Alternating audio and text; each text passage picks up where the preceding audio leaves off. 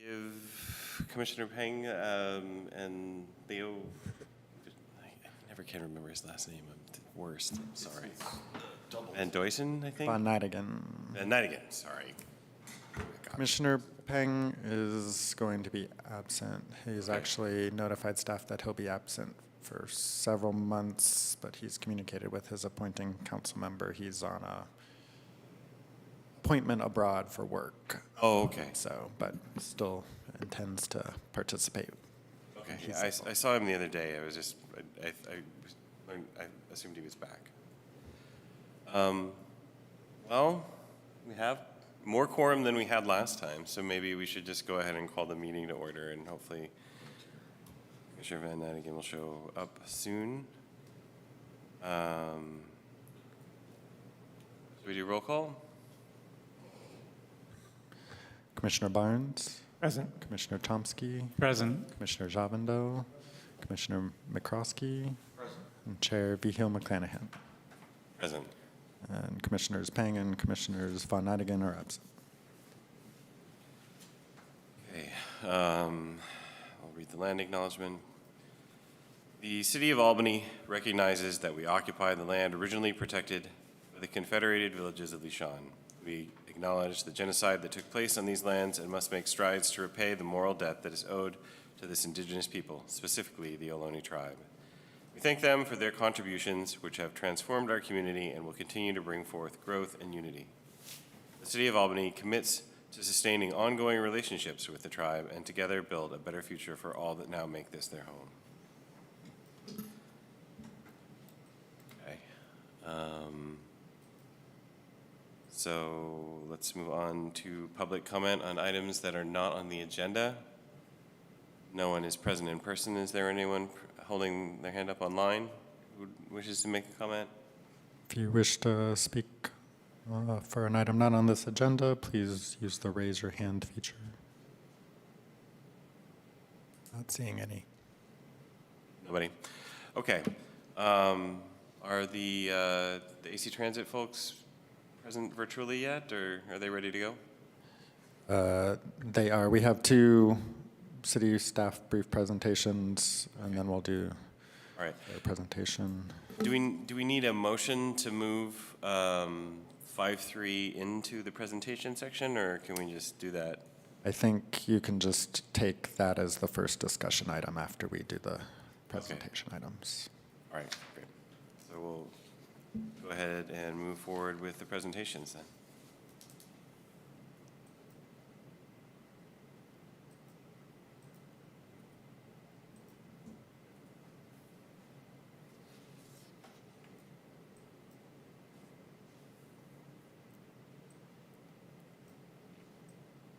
All right, thank you, Chair. Presenting on the police data report.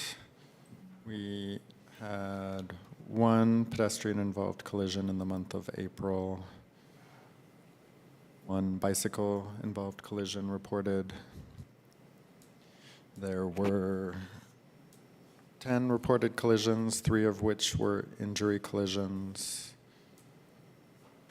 There were 69 citations issued and 3 DUI arrests were made. That concludes the police data report.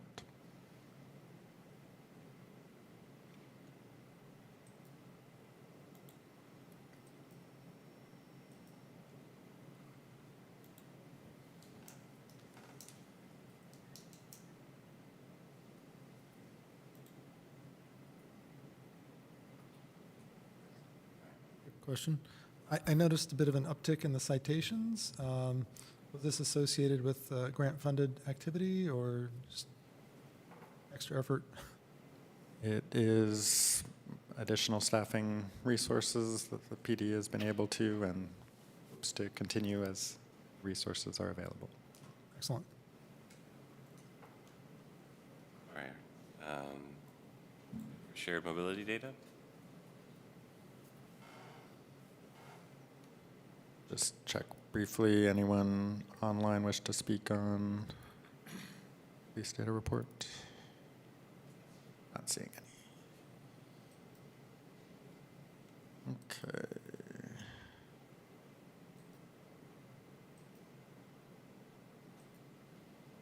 Shared mobility data, so gig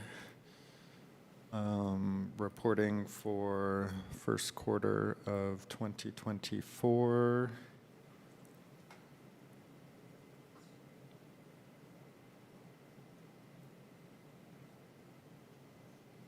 Got approximately.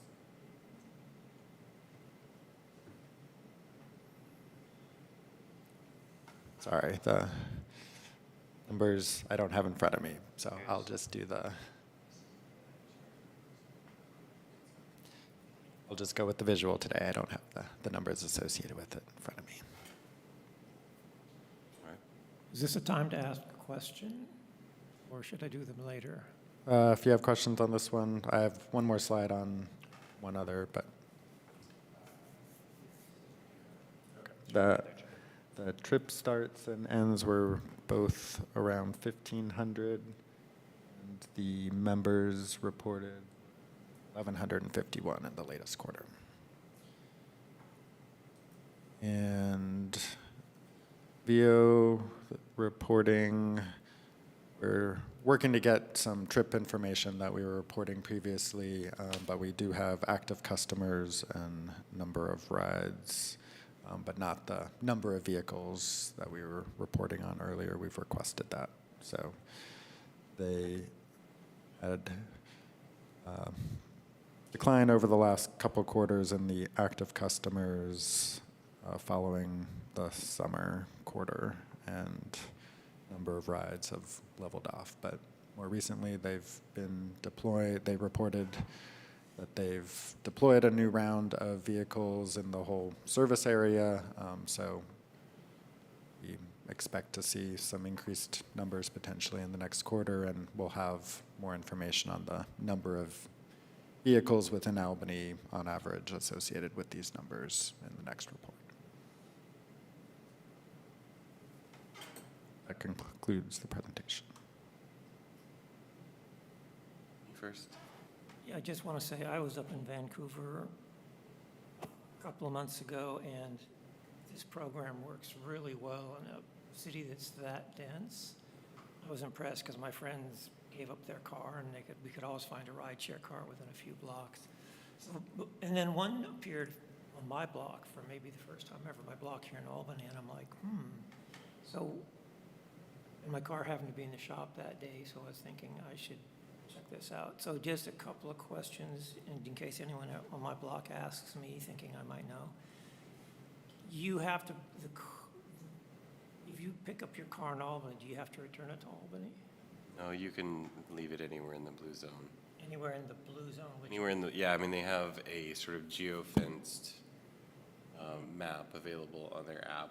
You can just drop it off anywhere. We use it pretty much exclusively. We don't have a car. So can you take it outside the blue zone? you can take it outside the blue zone. It's typically, for a while there, last year, it was usable for multi-day trips, but they started basically penalizing multi-day trips. So, but you can drive it as far as you want. If you drive it more than 150 miles, there's additional fees. And then you just have to bring it back to Albany. Yeah. You can only let it go somewhere in the blue zone. You don't have to bring it back to Albany. You have to bring it back to the service area, which is Albany, Berkeley, Oakland. All right, I can Or it's ask San the rest of these questions offline since there's knowledgeable Feel people. free. I know all about it. Okay, thanks. So, I'm curious as well. I don't think we've had a user on the commission before. Have there been changes in their service area in the last few years? they have changed. Like it changes a little bit all the time. I think it depends on deals that they have made with the parking authorities, because they say you can just leave your car anywhere. And they have added, like in San Francisco, they've added parking spots at various San Francisco BART stations, so that you can like drop a car off there and hop on the BART, or pick it up on the BART and drive somewhere else. There's only a few service areas in San Francisco, though.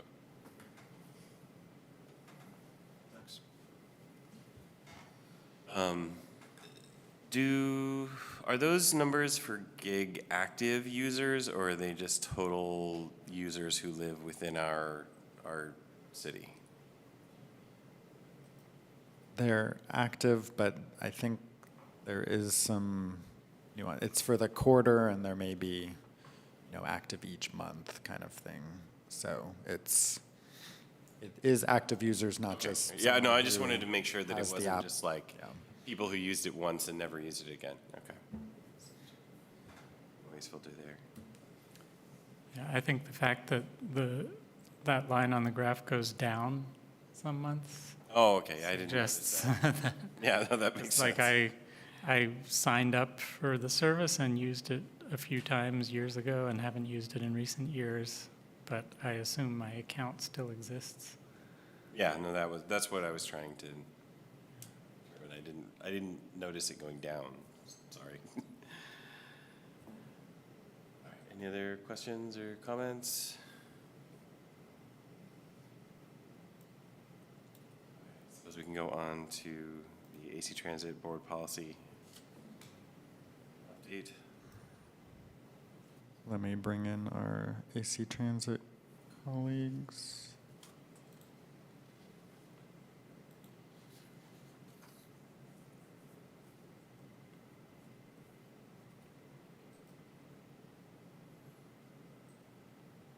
Hello, good evening. Can you all hear me okay?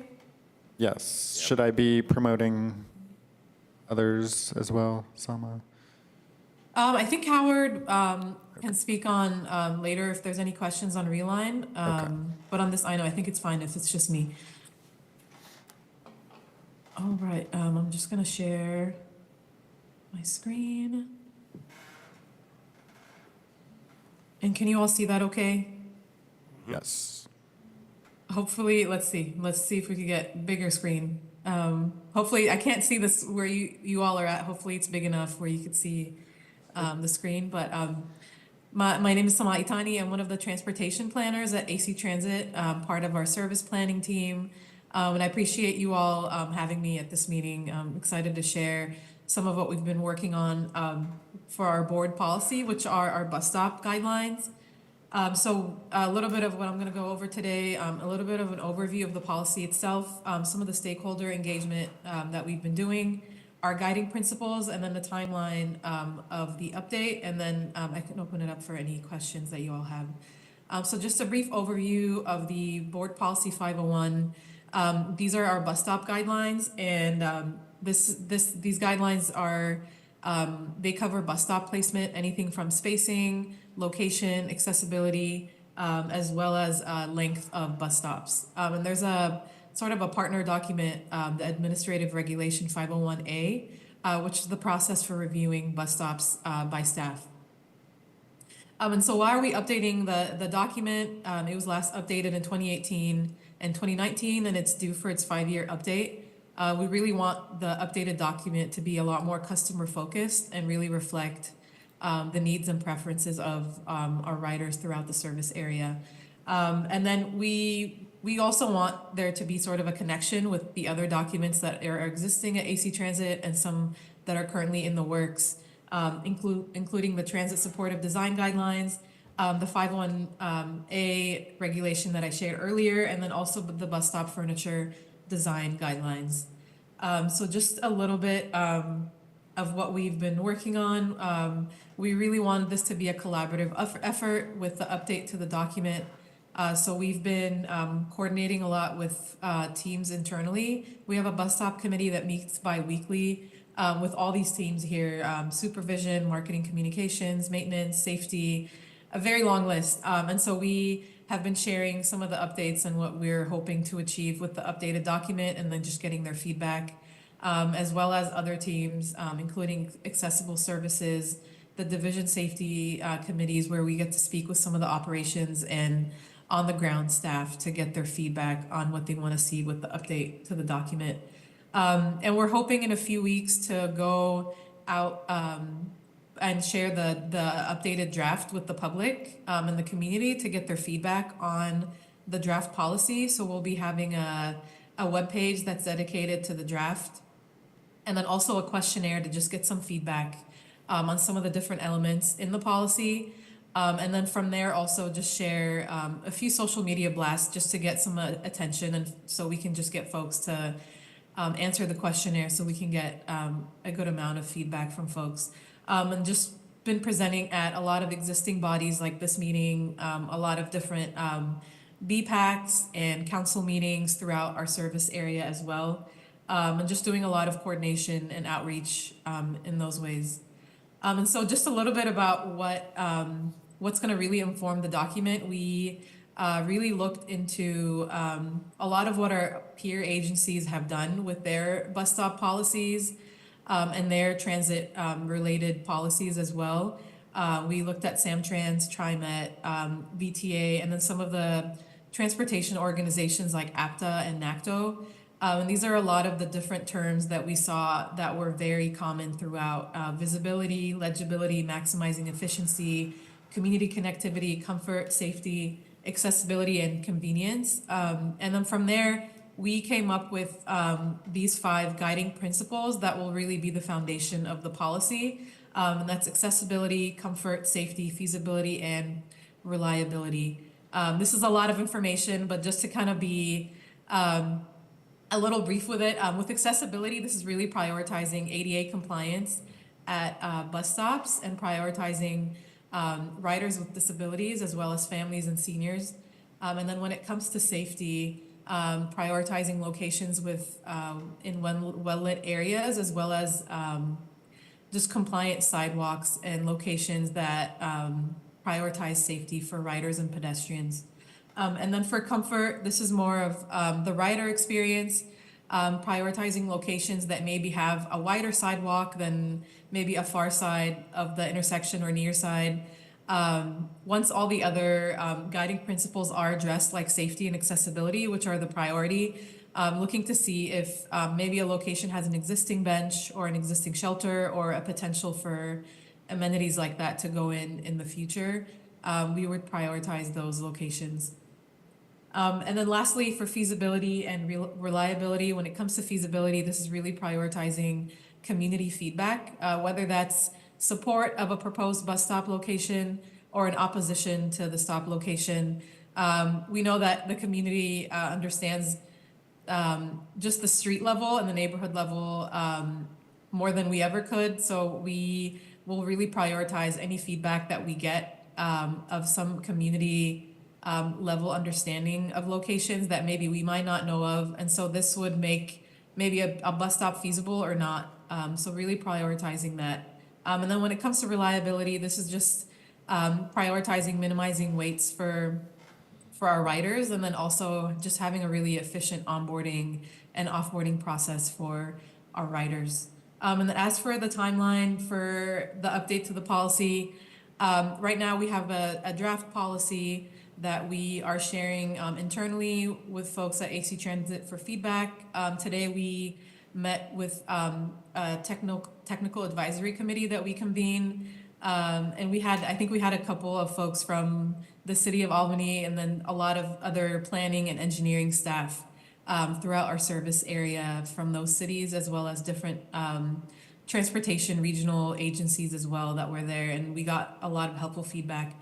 And then towards the end of the month, we will be going to the public for feedback on the policy, and then hoping to go to the board at the AC Transit board at the end of July to share the draft, and then get their feedback. And then from there, update the draft, and then hoping by the end of the summer to have a final policy to adopt. And that's it. Happy to answer any questions that you all have, any feedback on what I shared. And we're happy to come back at some point with the draft, and happy to share the draft with you all as well.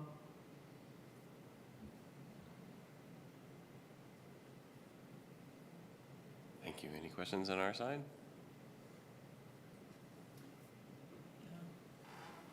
Hate to be a stick in the mud, but how budget constrained are you going to be during this process? And I'm sure there could be big changes, but they would cost money. So how is that going to play out? That's a great question. Our hope with this policy is that it'll inform future decisions when it comes to bus stop placement. With this, there won't be any changes to existing bus stops. But the hope is that in the future, when there are decisions that are being made about future bus stops, that a lot of these different elements and the guiding principles will make the decision-making process a lot more clear and concise and just have sort of a consistent process no matter who the staff is that's reviewing a stop or even working with just the different cities that we do have service in, that there's sort of a process of how a decision was made. And just when it comes to coordinating a proposed location, there's sort of an understanding of how we came to that. And then also when we do go out to conduct community outreach, that we sort of have that trail of the prioritization of the location. So I guess to answer your question in short, there's not really any budget behind this process. It's sort of like the policy behind future decision-making in hopes that, we are constrained with resources, but the hope is just that we're able to make decisions a lot more clearly. Thank you. I've got a question. On the feasibility, there was reference to community support, and I presume that, we've, at times with this commission, had to deal with community support, being bus riders being one community and adjacent property owners another community. That, sometimes a far side bus stop is going to be best for service reliability, but creates parking issues. I'm just curious if anything in the policy is addressing what phase of the process that gets addressed, or is that, if there's a divide in opinion, does that carry forward to the end until eventually some policy body is going to make those decisions? Yeah, that's actually a good point, and I think we go through that a lot, and that's a very common, I would say, situation that we go through. I guess throughout the policy, we do have scenarios where if certain guiding principles are prioritized, what that would mean. We have a section on preferred stop locations, whether it's why would we place a bus stop at the far side, and what are the advantages and disadvantages of placing it there, and in which scenarios it would be placed at that location. And of course, we would prioritize safety. But I think to answer, I guess, your question is when it comes to community input, it really does play a significant role in the placement of a stop, especially when it's in either in front of a business or of a residential location. We usually, what we do is we go through the process of looking at a lot of the different elements, including bus stop spacing, available length along the curb that's available for the stop itself. And then from there, we usually go to that bus stop committee that I mentioned and then get everybody's input if operations sees any issues with the location itself.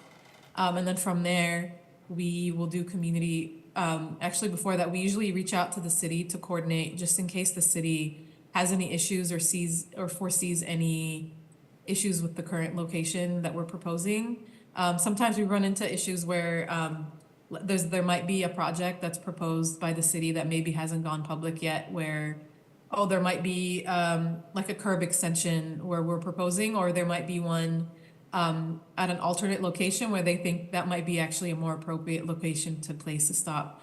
And then from there, we do community outreach to get feedback from the community. And then sometimes we get a lot of support, sometimes it's a mix. It just depends. And I think a lot of times, the main, I would say, challenge is like the loss of parking that comes with bus stops and just the amount of spacing that we do need for operations to pull in and out of a stop.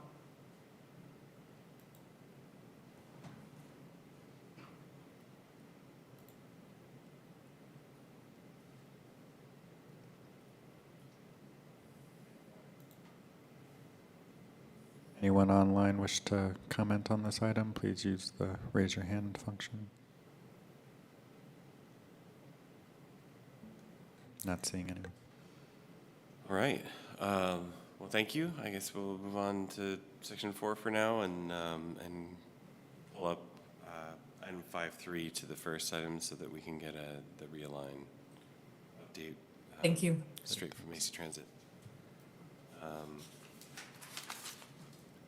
right.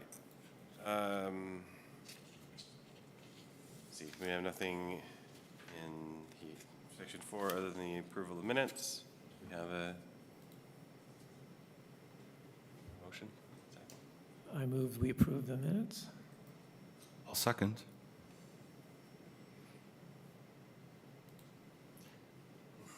Commissioner Barnes, Aye. Commissioner Chomsky, Yes. Commissioner Javindal, Aye. Commissioner McCroskey, Yes. Chair Hill McClanahan. Aye. Motion carries. Right. So let's move on to the discussion and action items. We're going to address 5.3 first. Take advantage of the presence of AC Transit staff. And also, there's no one in the room who looks ready to speak on the red curbing.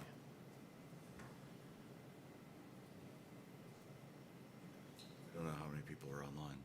I suppose that's true, but there's only a few more than usual, maybe two. So I think that in deference to the presence of AC Transit staff, we should go ahead and get the update done.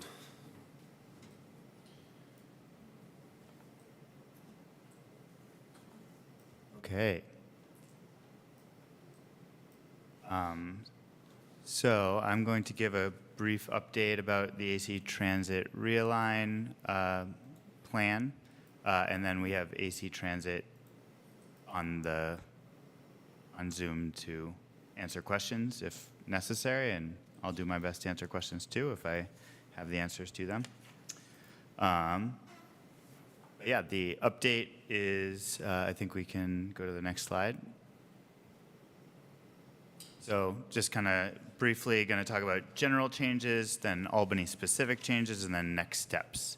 So in January, AC Transit staff brought the Realign plan to their board, and their board responded by telling them that they needed a better link between proposals and district key performance indicators, that less frequent service on trunk lines for reliability was unacceptable, that less network coverage was unacceptable, and that cutting service in equity priority communities was also unacceptable. Next slide. And directed staff to extend the Realign process by 6 months and refine the plan to bolster trunk service in EPCs. Next slide. So how did the plan change?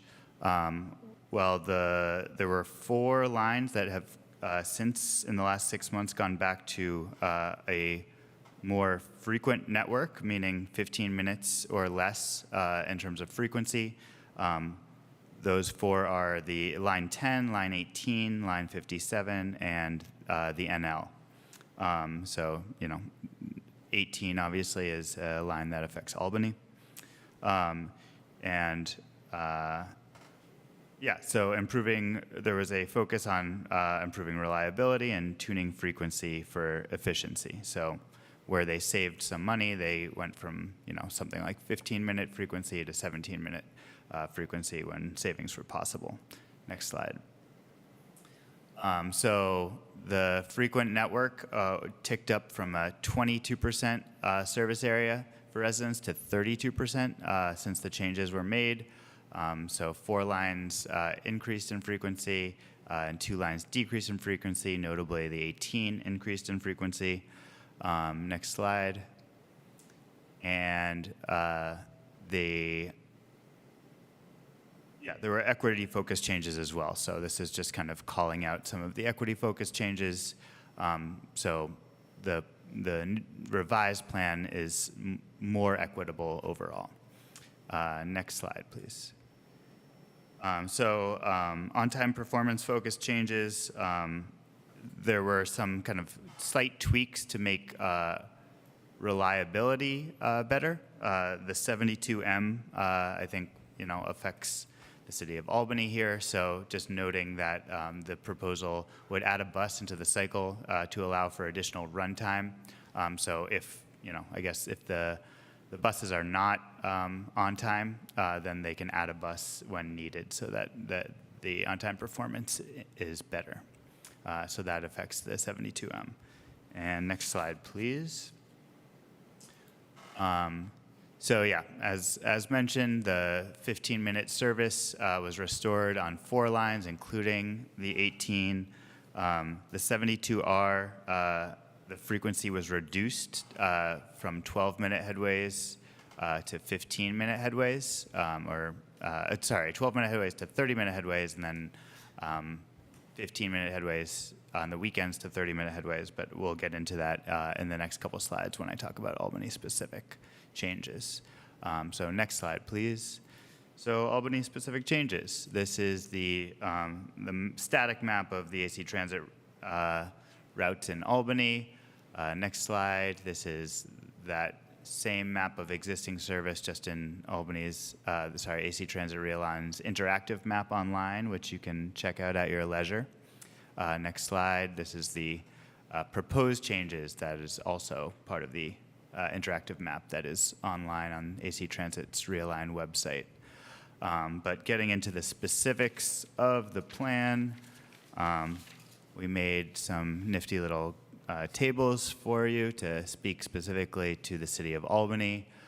So here you can kind of see these are weekday changes from previous plan to the new plan. So the 72R, as you'll see here, the frequency shifts from 12 minutes to 30 minutes.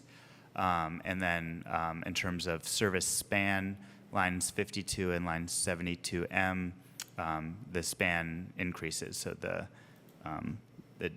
the hours in the day that the service is running expand from 6 a.m. to 11 p.m., goes from 5 a.m. to 12 a.m. for 52, and then from 5 a.m. to 11 p.m. to 5 a.m. to 1 a.m. for the 72M. Next slide, please. And then the weekend service, 72R, the 15-minute headways shift to 30-minute headways, and then there's a little bit of an increased service span for the 52 and 72M again. Next slide. We're moving toward the changes to the routes right here. There were only 3 routes that were affected that go through the city of Albany. Line 18, I think, is probably the biggest change. And this goes back to the line 18 route from a few years back. I think they shifted it at some point because the route was incredibly long, and they're going back to that length. So it will now go from UC Village to Montclair and Oakland, whereas it was terminating at Lake Merritt BART.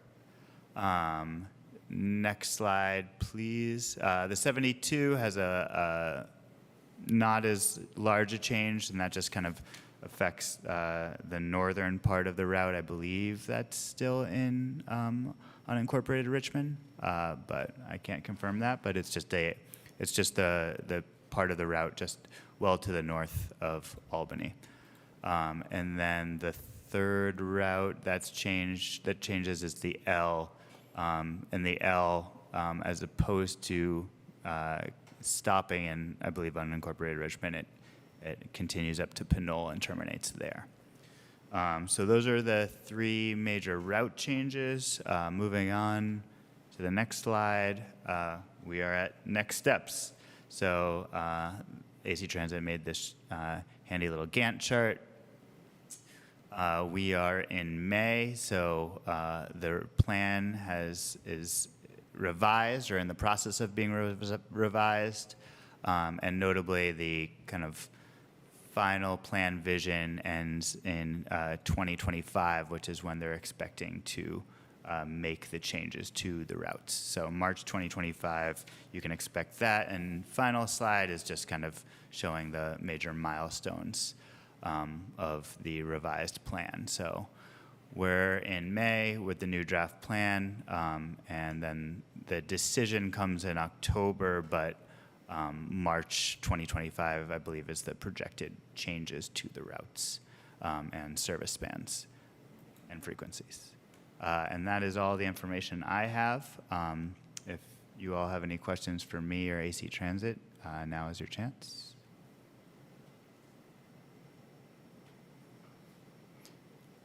I guess I would love it if someone could present a little bit about line 72 and the different variants of line 72 and how they align with each other. Like, is there a long section of San Pablo where all of those lines are on the same route?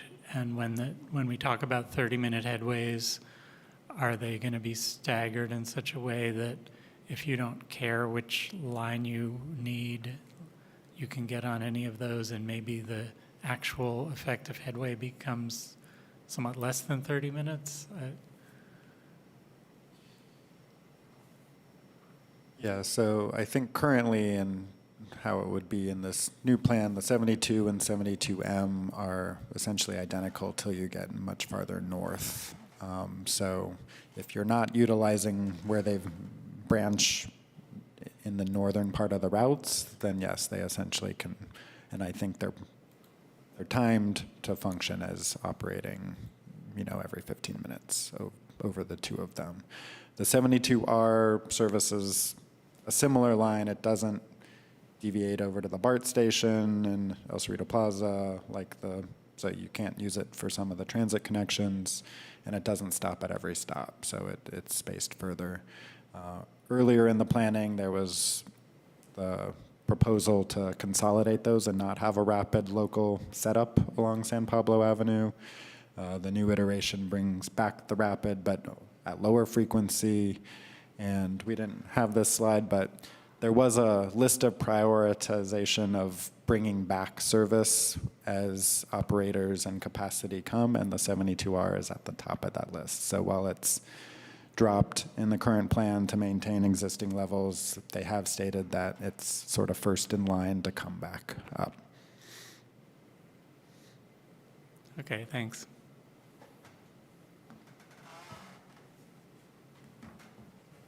I have a question.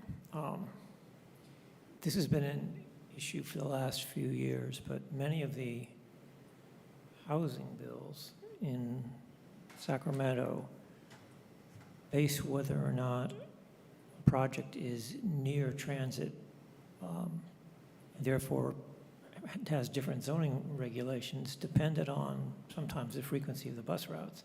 Many people complain that you're turning AC Transit into an unwitting zoning agency, and you don't want to be that.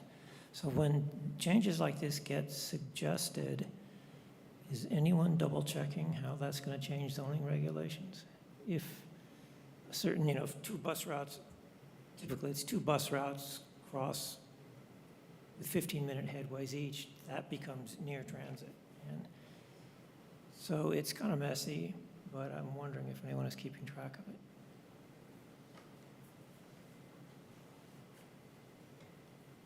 It's something I think staff is aware of. It's, hard to check every iteration of this, but I think we will double check. I don't think any of the implications for Albany are changed with the proposal from the current. Albany is so small, it's only like 1 square mile, that almost all of Albany is within half a mile of, especially with BART there, half a mile of something. But when they were talking about dropping some bus route frequencies from 15 minutes to 17 minutes, I thought, that's interesting, because that would change the zoning potentially. I'm just wondering if Howard wants to speak to that at all.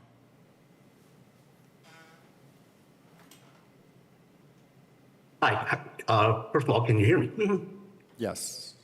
Thank you. Howard Durr, Senior Planner, Service Planning Department at AC Transit. So how the drop in frequency works, usually it goes from something nice and even, like 15 minutes, to something that's off the clock face headway, like 16 or 17. And the reason that is done is because the way we schedule buses, we try to make everything cycle through so that comes into our nice round number, usually divisible by 60 or 90. So if you go one way and it takes 15 minutes, we give 10 minutes of a layover or break for an operator. Then we maintain a nice consistent 60-minute pattern, and we get 60 neatly divisible by 3. So you can have service every 20 minutes. Divisible by 4, you can have service every 15 minutes. When you bump it up to 16 or 17 minutes, that gets you a little bit more efficiency that way, and that way you can maintain the break time, the layover time, and it helps to improve the reliability of the service as well. Because if we say that we're going to run 15-minute service and we're constantly missing it and we're only effectively running 20-minute service, it'd be better to just run it at 20. And that's kind of the same concept with working with a 17 or 16 odd minute frequency. Howard, just to clarify the question, have you had any experience, or AC Transit has AC Transit had any experience with zoning changes that were affected by AC Transit bus frequencies? Well, I'll make a general statement. What usually happens is that municipalities will identify a project that should go into a corridor where there's frequent transit service. San Pablo Avenue is a good example. And we tend to encourage that because transit works best where there is density and a high level activity. It doesn't work so well in more spread out suburban settings. Do you guys know the bill that is germane to this? And it might help with clarifying the question. Oh, there have been many, starting with SB 827, which didn't pass, but you're probably in a better position to answer that than me. I don't know the bill names off the top of my head. But there were ones that we were discussing, parking regulations that were changed based on proximity to transit stations and major. Yeah, I mean, I remember, I'm wondering if that would help clarify the question, because it doesn't seem to be, I don't know, maybe this is not like a fruitful line of discussion. I'm not sure, and I'm sure there's people who look into this stuff at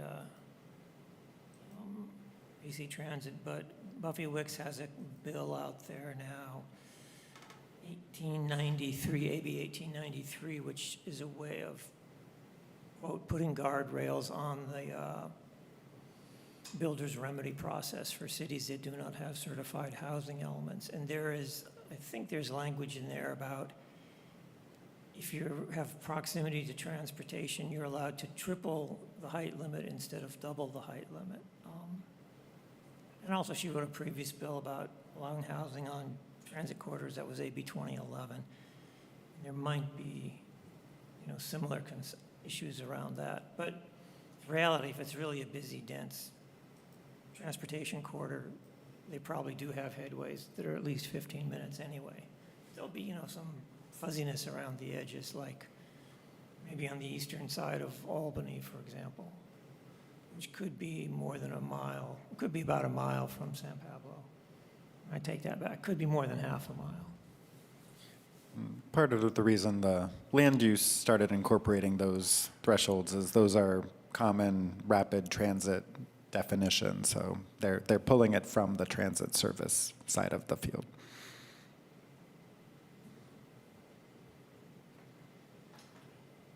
If I may, there's a line on the bottom of slide 3. Trans-based service retention means less local service in equity priority communities. Do we know what the usage of Trans-Bay bus lines by people who live in Albany is?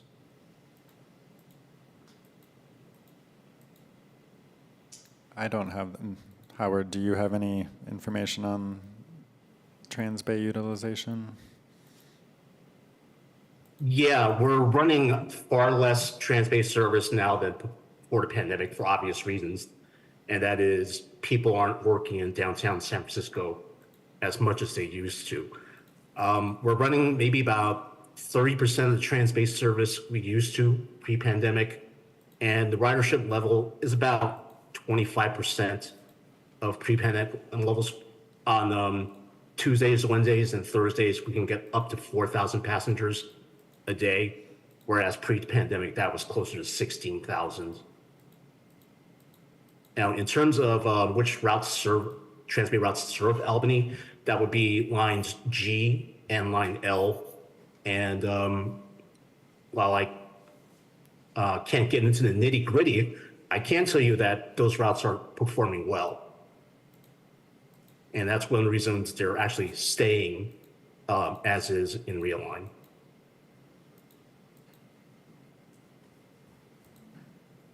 Okay.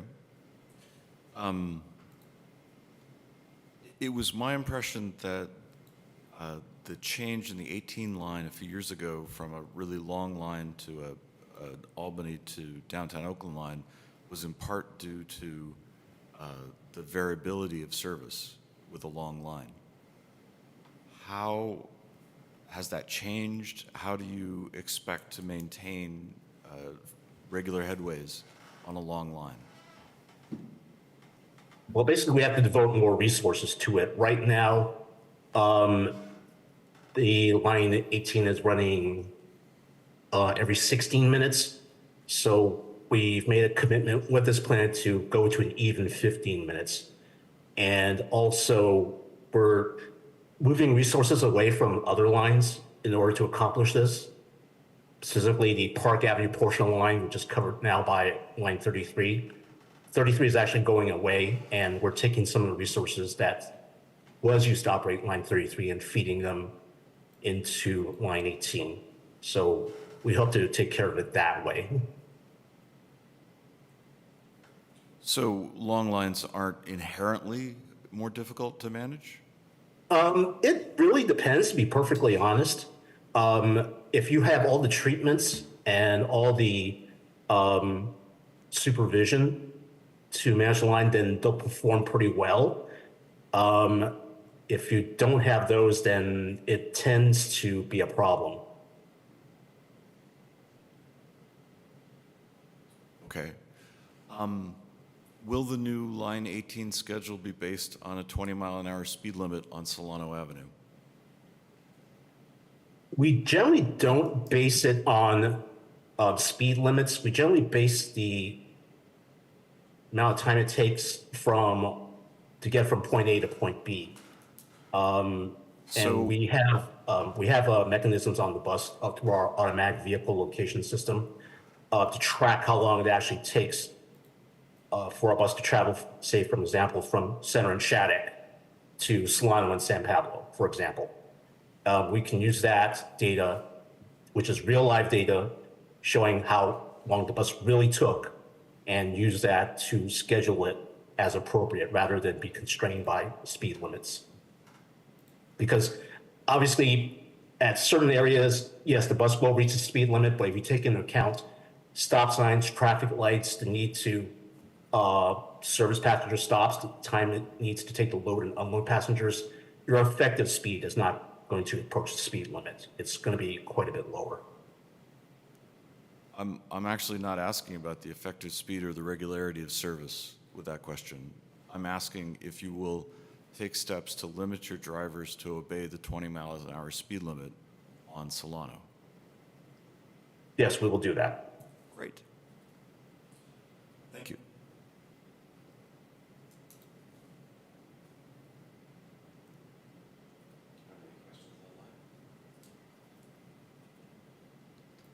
Anyone attending online, if you have a question or comment for the commission on this item, raise your hand.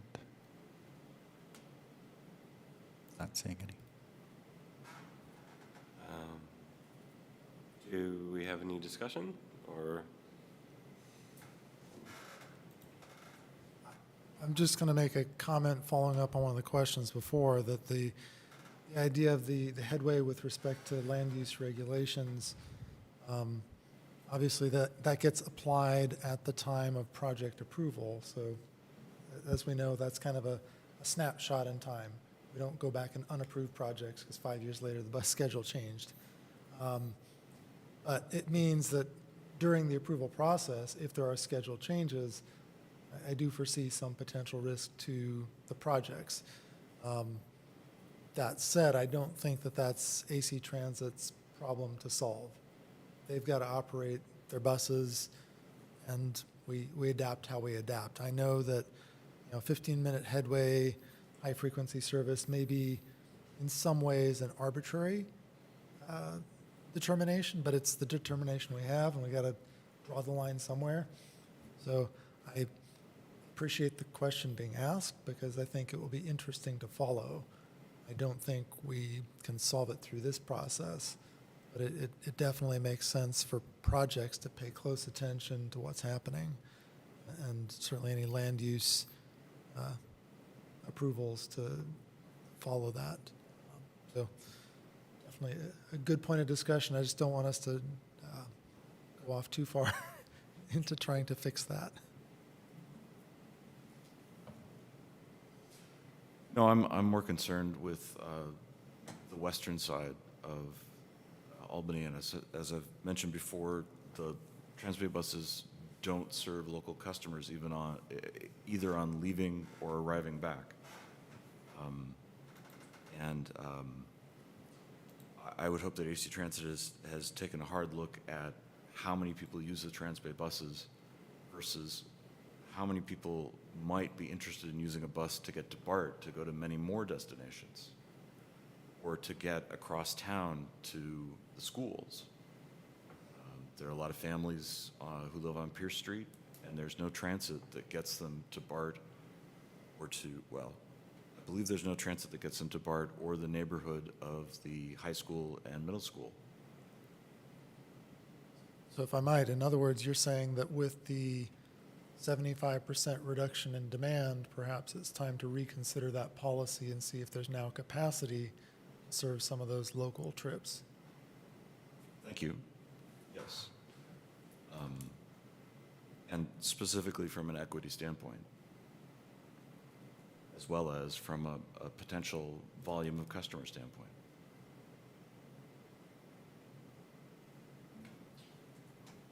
This brings up a question, because in the past, there's been discussion about some kind of shuttle service that might provide that.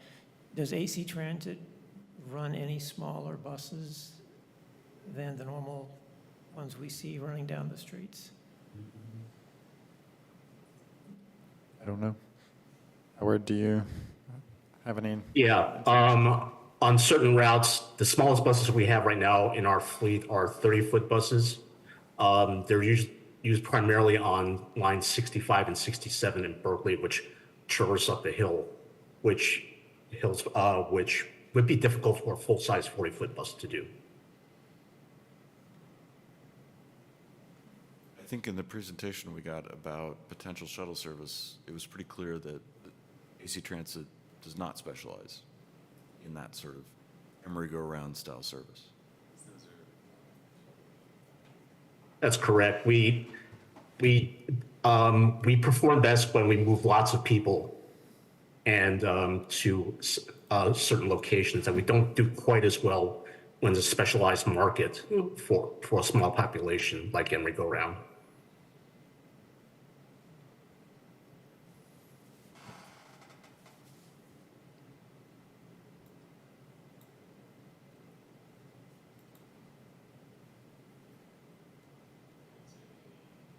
Further discussion? There's no request for motion, so if we're finished, we can say thank you to AC Transit staff and move on to item 5.1. We will package your feedback and provide any feedback to AC Transit. Thank you, AC Transit staff, for joining us for this conversation. Thank you. Thank you. Thank you.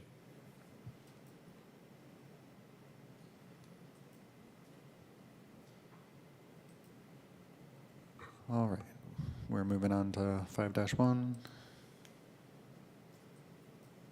So I live within 500 feet of this, and you've got a quorum without me, so I'll recuse myself from this item. Is it, oh yeah, it's just 5-1, never mind.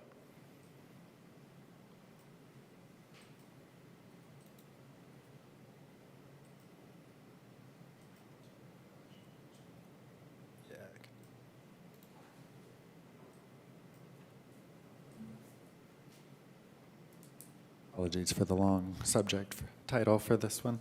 So this item is looking at proposed red curb restricted parking at the Washington and Pierce intersection and relocation of an AC Transit bus stop from the near side of the Pierce and Washington intersection to the far side at Pierce and Solano.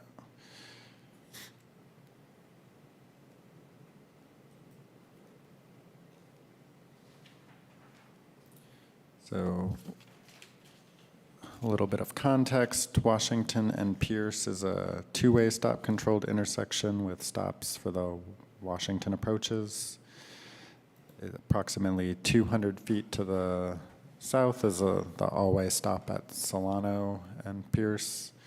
There are no stop controls to the north. Approximately 275 feet to the north is a marked crosswalk, and then about 700 feet to the north is a raised crosswalk at the entrance to Pierce Street Park. And the report included some information on speeds and volumes on Pierce Street. There were average weekday traffic volumes of 3,455 motor vehicles with an average speed of 28 miles per hour and 32 mile per hour 85th percentile speed.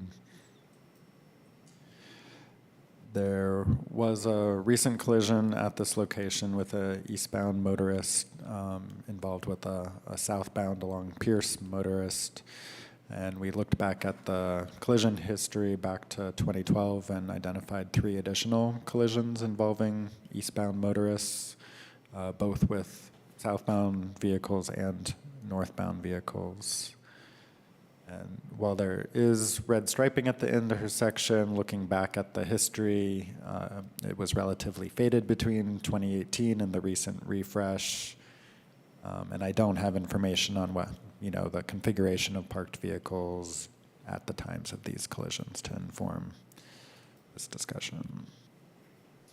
So with the recent refresh, I think all of the intersection red curb except the Washington Ave eastbound approach was striped. There were markings for where that approach was supposed to be striped, but I think it got missed, so we'll include a look at installing that per the policy. The approaches on Pierce are both 20 feet marked, and the departures are actually longer than the 3 to 10 feet in the city policy. At the northeast corner, it's approximately 15 feet. There's a fire hydrant there, so that's the reason there. And I don't have history on the southeast corner, so I assume it was for visibility that approximately 20 feet is already red striped on the southwest corner there. So looking from the eastbound approach, visibility to Pierce looking north and south, I'll note just for reference, when these pictures were taken, the first vehicle parking spot to the north is unoccupied. That vehicle in the photo is in the second spot to the north before the driveway, the first driveway. And then looking south, the white vehicle there, the first vehicle, is a few feet past the red marking, so they're a little over where they're supposed to be with the current red stripe markings.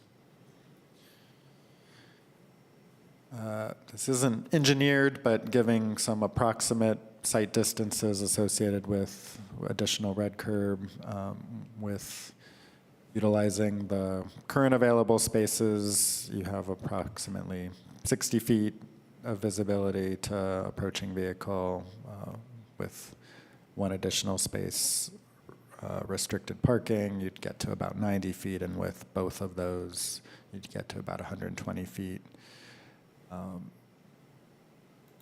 manual for highway design, for roadway design, recommends for, I think it was in the report, recommends 150 feet for roadway with a 25-mile-per-hour speed limit. That is design recommendation. We have plenty of intersections that, of course, don't meet that with the intersection red curb policy. But the contributing factors here, aside from the collision history, the elevation here, Washington is on an uphill approach. You have higher vehicle volumes and higher relative speeds on Pierce Street, and some downhill movement towards the south. Looking similarly to the south, this wasn't in the staff recommendation, but given that there were northbound collisions as well, looked at a potential to increase the red curb striping to improve the sight distance to the south as well. So it's approximately 85 feet now to the northbound direction, and with an additional 10 feet of red curb would reach 115 feet or so. So with that, the staff recommendation is to restrict parking for an additional approximately 37 feet shown in the dashed lines to the north there. That first property on the corner does have access along Washington Ave and some curb space along Washington as well. The alternatives that were discussed, if that seemed aggressive to the commission, could do approximately 17 feet to the north and leave one vehicle parking space before that first driveway. Could expand approximately 10 feet to the south to improve the sight lines in that direction. The other component of this item is looking at that intersection, looking at the existing stop that's at the southeast corner of that intersection and proposing to relocate it to the northeast corner of the Solano and Pierce intersection.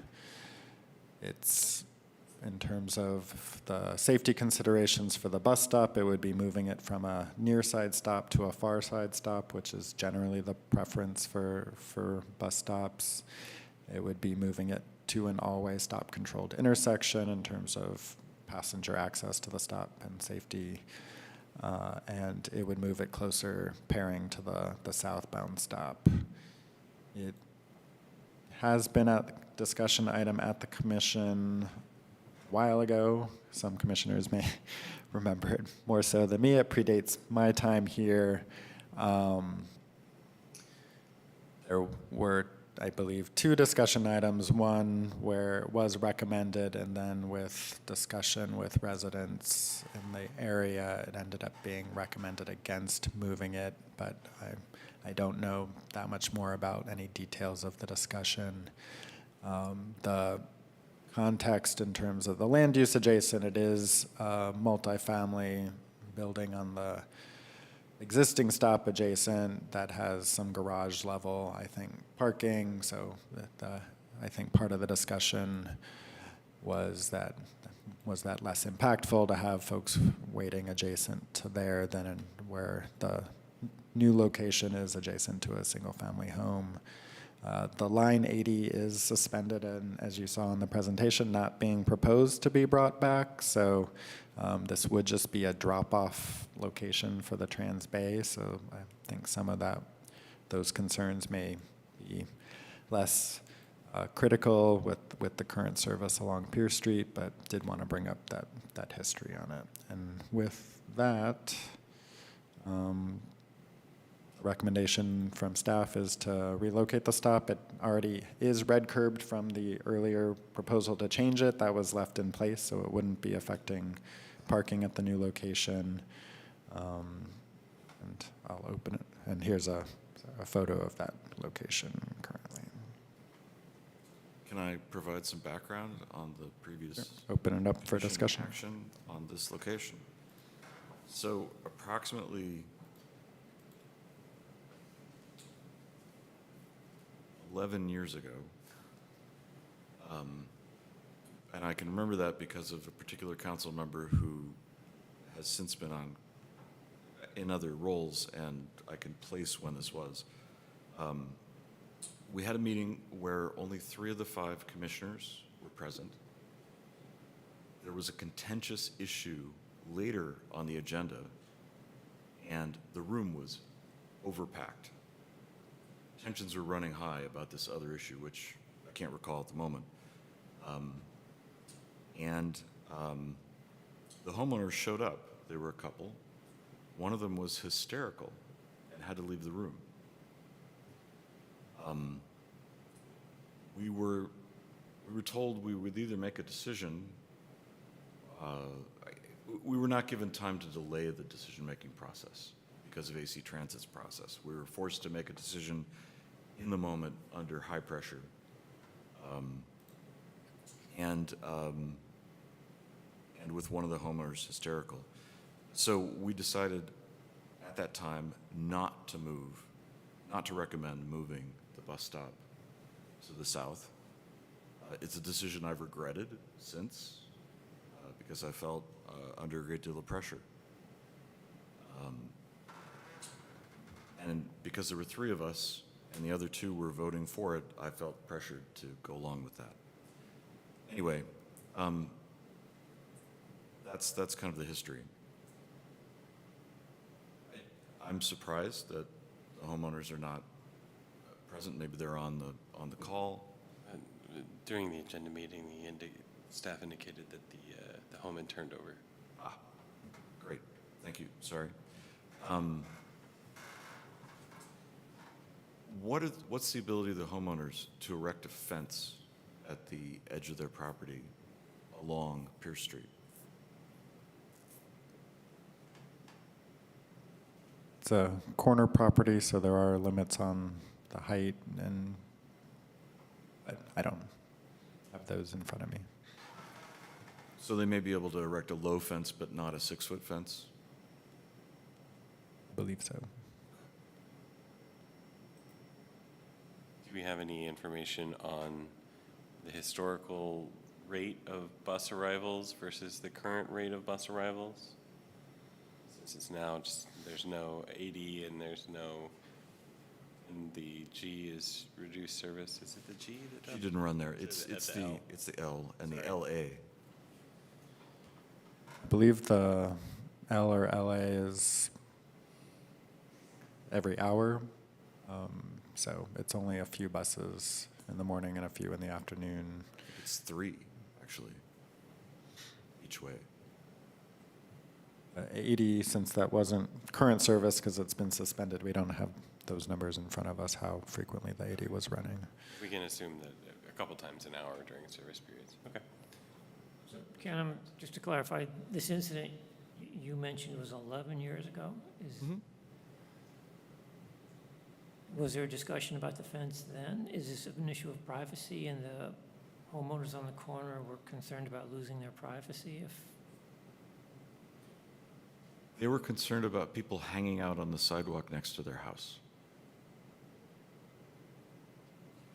In retrospect, I believe that I shouldn't have considered the individual homeowners any different than the apartment dwellers next door.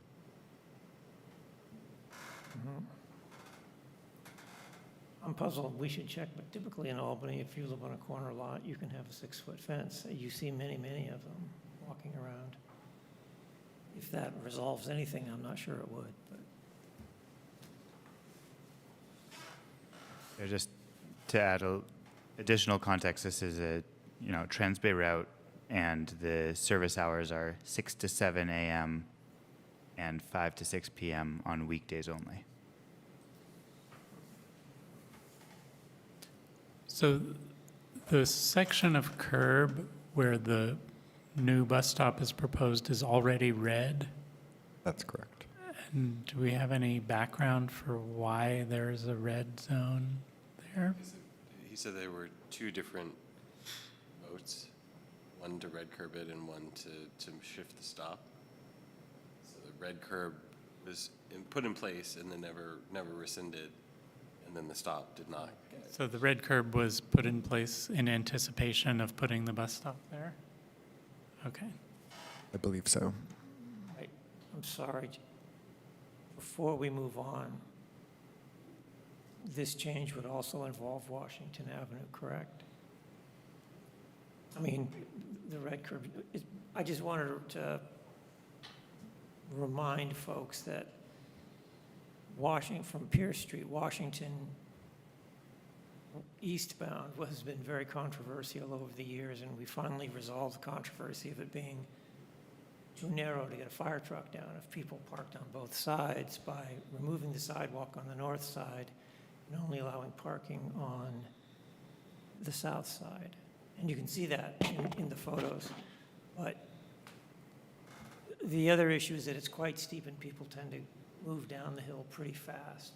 And that may be a concern with how much of that street you would want a red stripe. There is Michael, want to finish? There is no,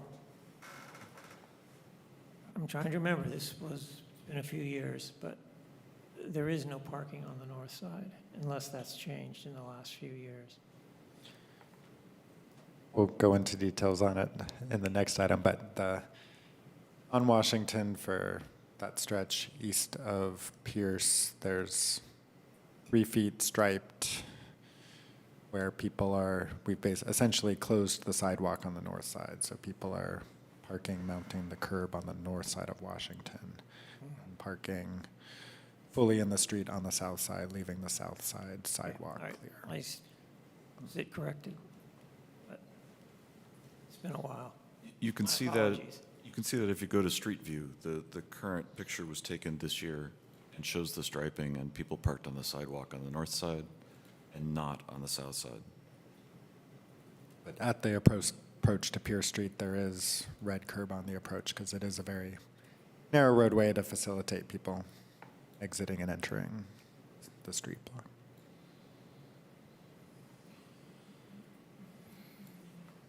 So we're also talking about moving the sidewalk on the west side of the street. Can you go back to that illustration? No, it's extending the red curb. Extending the, well, I saw, So it's like right here, currently red striped, okay. and then it extension up to that, up to this part, or up to that, there. So the solid red here is what's currently red curbed, and the staff recommendation is to extend the northwest corner red striping to the first driveway. So the dashed red is the proposal. Okay, so there's no movement of the bus stop on the west side, southbound. The bus stop on the southbound is at the southwest corner with Solano. So the proposed move would move them. Closer to- Oh, they would both be paired together at Solano.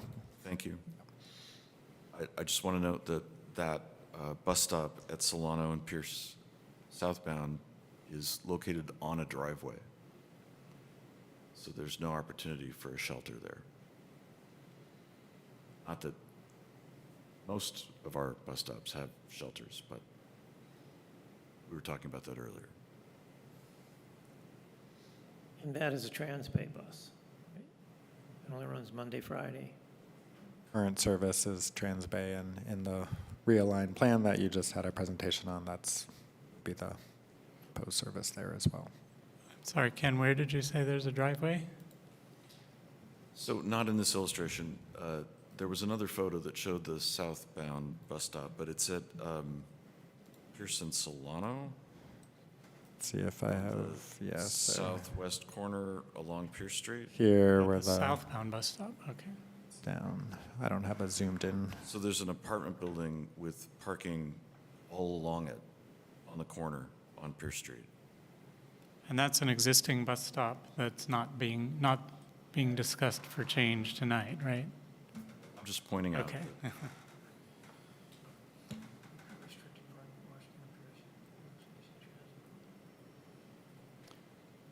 Right, so, So just as far as procedure, are we into the discussion yet? Have we had we needed are we to, asking for public comment on this, or? We have not yet asked for public comment. Okay. So we're still in our question Yeah. period. Okay. Shall we move to public comment so we can move to discussion? Okay. If you wish to speak on this item, please use the raise the hand function. Not seeing anyone. Okay.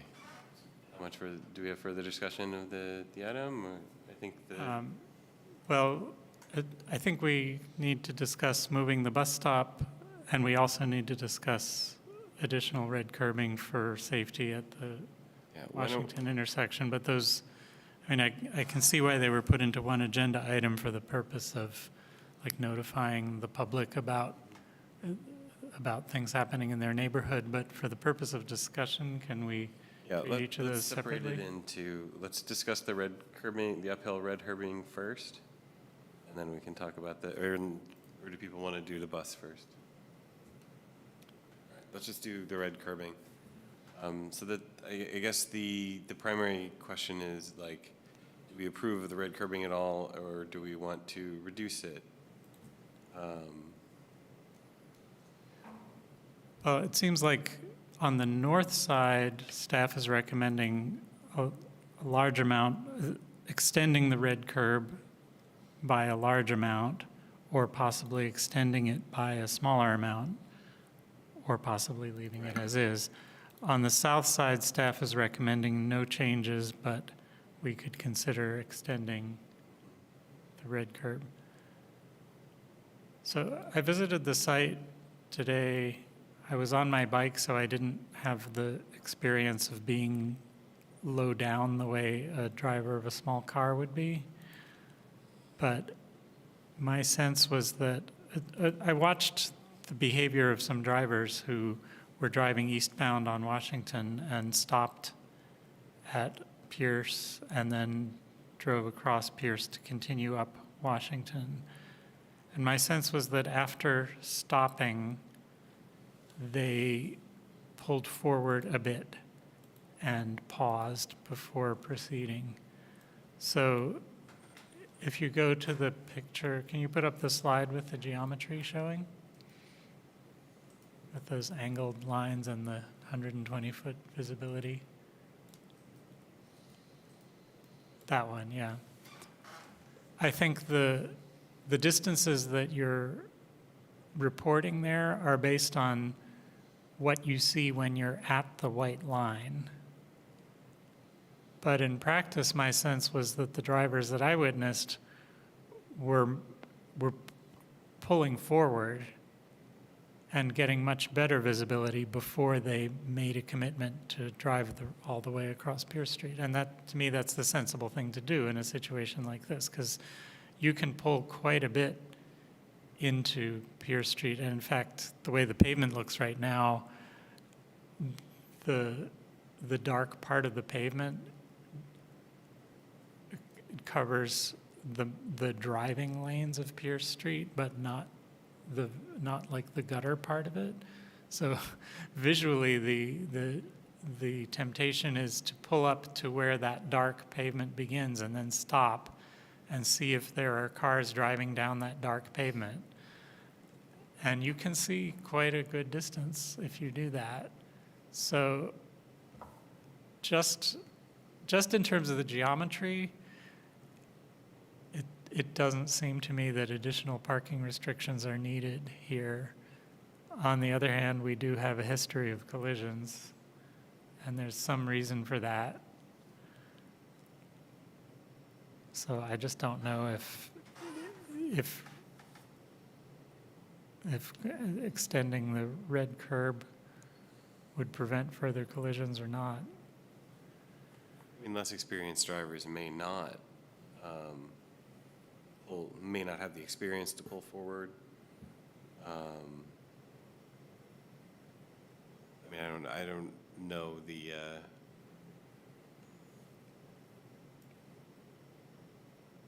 I mean, the speeds, it sounded quite high. It's a 25-mile-an-hour street, and the average speed is 28 miles an hour. That's correct. That is because between the Pierce Street condos, there's a no stop hill, signs. and then as we head southbound, people really gain speed as they roll down that hill. And- So I- Yeah, And just to clarify, that isn't at this location. Right. I don't have the speeds at this location. Okay, so that was a little further up, or? That is further up, but the downhill direction at this location is from the north. There is a stop to the south, so I would presume that speeds of vehicles traveling south are faster at this location than north. Yeah. So I would be hesitant not to extend the red curve at all, just because people are coming in so quickly. Especially for older drivers, they may not have reaction time to respond.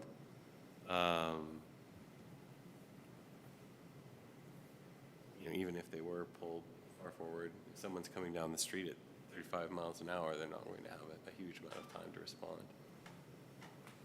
The street is straight, so if you pull forward to, to near the driving lane, I think you can see quite a long distance. So there's no curve in the street, which is, I don't know. I mean, I think if we had a lot of vocal opposition here from people saying, don't put more red curb in this neighborhood because it's already too difficult to park, maybe we would be looking for actual evidence that this additional red curb is solving a problem. I mean, it's tempting to just say, well, sure, it'll make it safer, let's put in more red curb. And usually we don't do that because usually we have a lot of residents sitting in front of us begging us not to put red curbs in their neighborhood. And tonight we don't have that. Maybe that means that parking is not as constrained here as some other parts of Albany. Just to the north of there, there's a large section with no houses and on-street parking, so presumably that acts as a relief for people's parking needs along this area. My experience of this area is that there is a very high demand for parking. Also, that many people park up on the curb on both sides of the street habitually. That may also change the angle of visibility. We may not want to count on that. We may come back and deal with on curb parking in the future, but that's the reality that I've seen here. But in practice, if people are parked on the curb, it makes the visibility better, right? Only if every one of them is. If everyone is parked on the curb, then the numbers shown on this slide would be larger. It'd be more than 60 feet. If all the cars that are shown in those colored rectangles were moved on the curb. Yeah, I will say, this has been an issue in the past because parking on the sidewalk is technically illegal, but APD has ignored it for years. There's no guarantee that that's going to be permitted forever. And just as an aside, by the way, 35 miles an hour is, I just calculated, it's 51 feet per second. So if you don't get visibility until a car is 51 feet away from you, you've got 1 second to react at 35 miles an hour.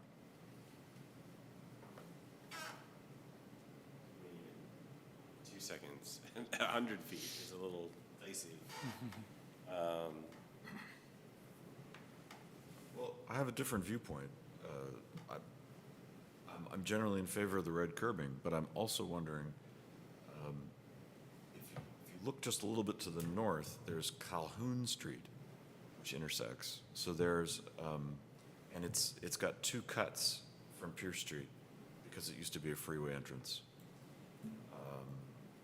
So there's actually quite an area without parking. And if, as I'm seeing, most of the cars on the west side, on the east side, are up on the curb, if we remove parking in a wider area at this intersection, does that create a wider road that's more attractive for speeding?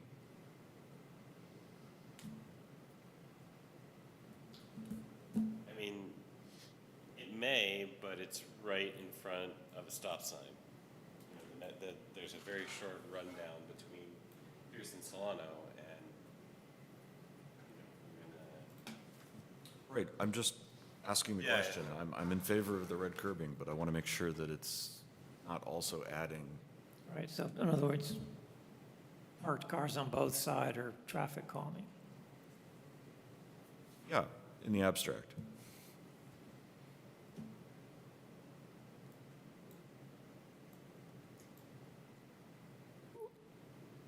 We did not get any written comments on this particular item, right? There was one on the next item. yeah. That's correct. But we have heard vocal parking from folks along Pierce on other items, but did not receive anything for this one.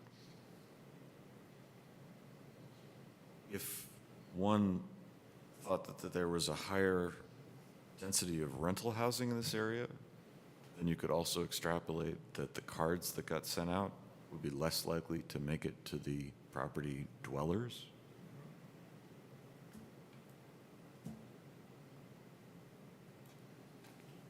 Why is that?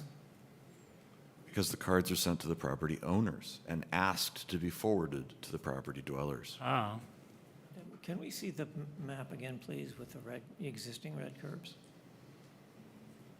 And with the dash line, that is the proposal. Maybe that would be better.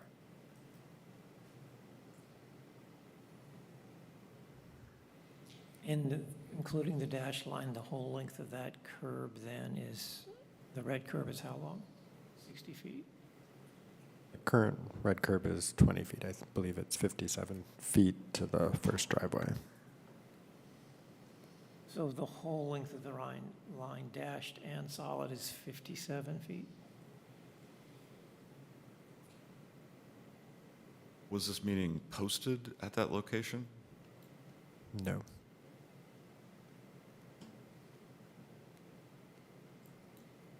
So we would lose 3 parking spaces if we added the dashed section? No, less than that, 2. I'm just comparing it to the size of cars, so it'd be 2 parking spaces. Two vehicle spaces.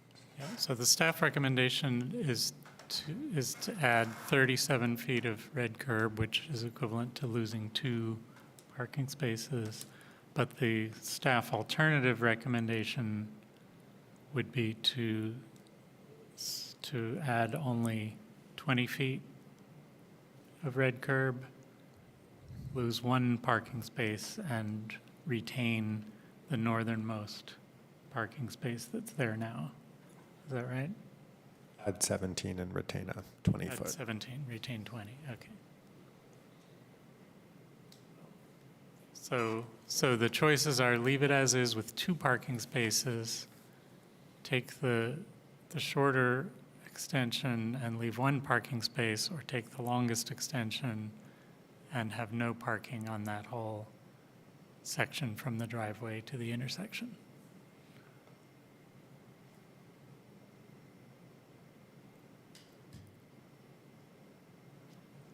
I'm not usually a big advocate for preserving car parking, but I'm not feeling utterly convinced that we need to remove car parking to solve a particular problem here. So this is sort of one of these Goldilocks problems, right? There's one that's not, are you advocating for the middle position because it's just? No, I'm saying I still need to be convinced that adding red curbing to this neighborhood is really solving a problem. My inclination at the moment is to leave the red curbing the way it is. Okay. I mean, I'm certainly open to the intermediate position, but I'm concerned by the high vehicle speeds.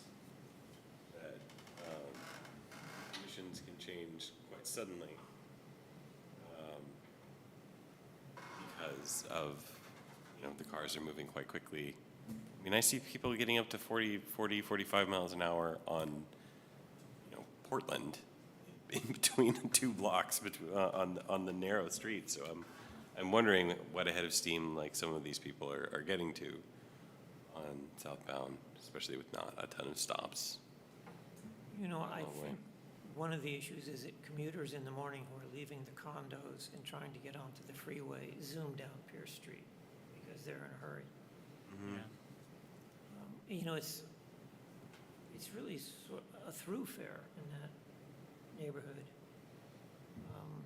Why did they go that way instead of going north to Central, which is closer? I presume some of Mostly them do. because Siri always tells me to go south, not north, I think, often. But from Pierce Street, that might be different, I'm starting from way over on Santa Fe. But, The central interchange with the freeway is pretty impacted. And they've attempted to work on that, but I think it still remains impacted. Okay. It also feels like going backwards. if you're going to the city. If you're heading south. Yeah, no, that makes sense. Well, I would be comfortable with the middle option, I think. I do agree that speed is an issue. There's nothing prevents us from revisiting this and adding another 17 feet in another year if we feel like continues to be a problem. That's correct. And if, speed is the real concern, then it doesn't qualify in our residential traffic calming because it's a bus route and, but maybe it's something. Sorry, can you clarify that? ATP update or other process, we look at other things we can do along Pierce to address speed. If this isn't the correct solution of improving the visibility of the cross street, if you really want to be looking at the speeds, that would be a different project. I'm troubled by the lack of community involvement, information. We're taking some guesses at what happens in this neighborhood. How about this? I move that we provisionally accept the longest curbing option, that we agendize the final decision for our next agenda, that it's renoticed and posted at this location, and then we either confirm our decision or revise it at that second meeting. But the default is not that we add the paint. I mean, we have to make another decision, right? If for some reason we don't get around to it, what happens? What's the default? Well, actually, it's up to our chair whether we get around to it again or not. So I'm asking for his. But the way Ken just stated the motion, nothing will happen until we have a second I meeting. just wanted to clarify that. That was my impression. So I second that motion.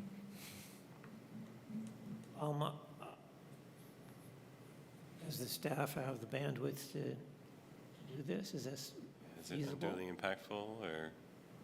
Posting on site, we can do, we'll have to check what's in the queue for your upcoming meetings to know when we should revisit the So it item. might not be next month, it might be in 6 months. Is that okay with everyone? I revise the motion to be the next available meeting. And the other technical question is, how long would it take to red stripe this curb if it wasn't going to happen for 6 months anyway? Would it happen in a month, 2 months, 6 months? Striping at this level is something that we could use our maintenance crews for. We wouldn't have to wait for a striping contractor. So it could happen quickly once we've, and would this go to council as well? No, this is just a recommendation to staff.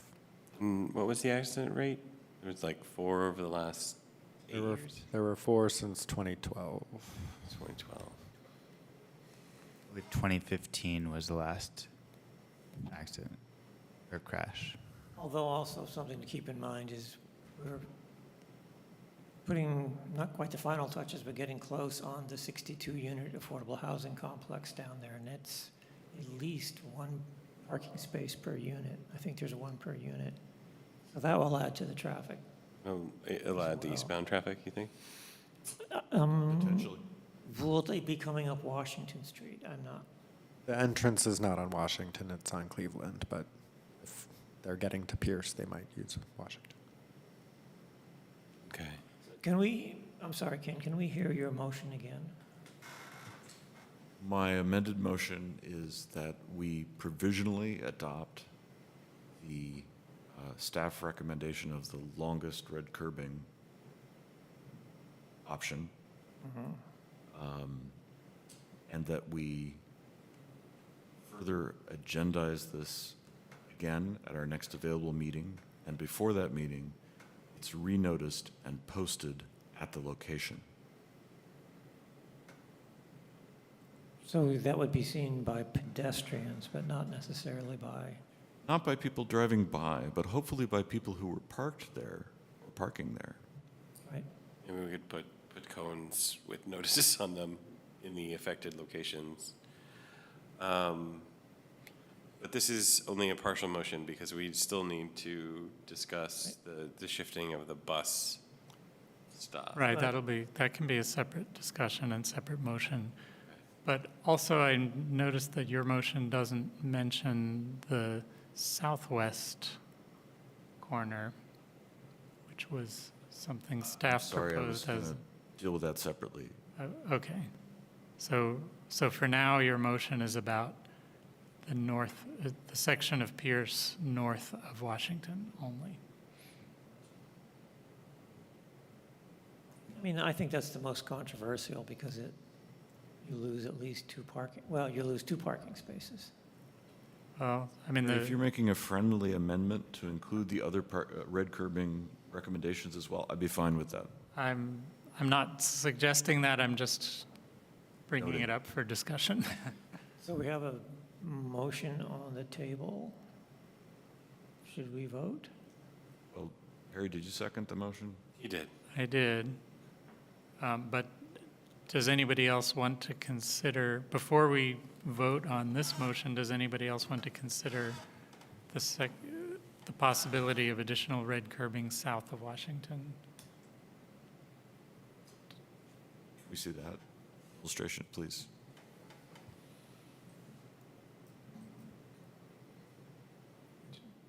It's possible to do these as separate items.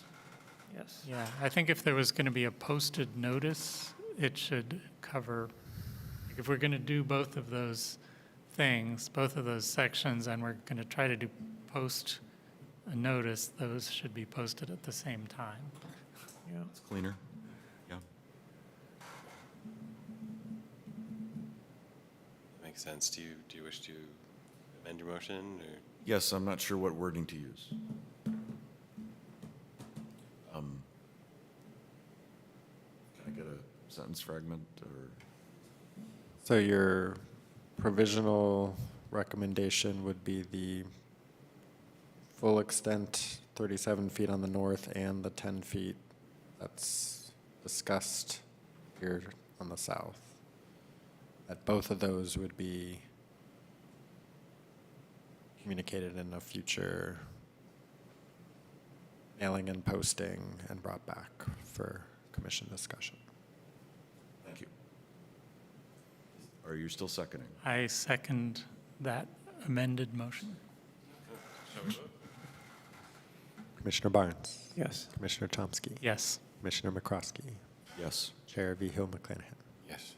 Motion carries. Okay. Shall we move on to the bus stop shifting? So I don't really see any downside from the presentation. It seems like the only reason it hasn't been done before is that there was a situation that arose during a particular meeting that isn't arising tonight. It seems like in every way the proposed location for the bus stop is safer and more convenient. I move that we authorize the relocation of the bus stop. I'll second that. Roll call? As described in the staff report. Thank you. Roll call. Yeah, roll call. Commissioner Barnes, Yes. Commissioner Chomsky, Yes. Commissioner McCroskey, Yes. Chair Vihil McClanahan. Yes. Motion carries. All right. Did somebody want to go grab Commissioner Javendel and we can move on to 5.2? I think this is more than 1,000 feet away from. Yeah, I think he'll find his way back in if we give him a second. Oh, okay. Thank you. I can put that prior meeting behind me now. There are very few recommendations that I've participated in that I have felt uneasy about afterwards. That was one of them. I remember one time you voted no on a motion, and I was shocked because everything that we did on the commission had been unanimous up until that point. It's okay to disagree, right?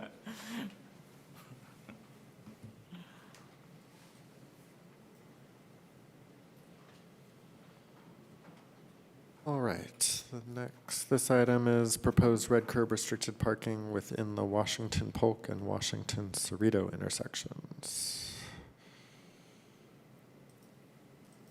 Some context here, traffic calming and new striping along Washington Avenue between Pierce and Cerrito was installed in 2019.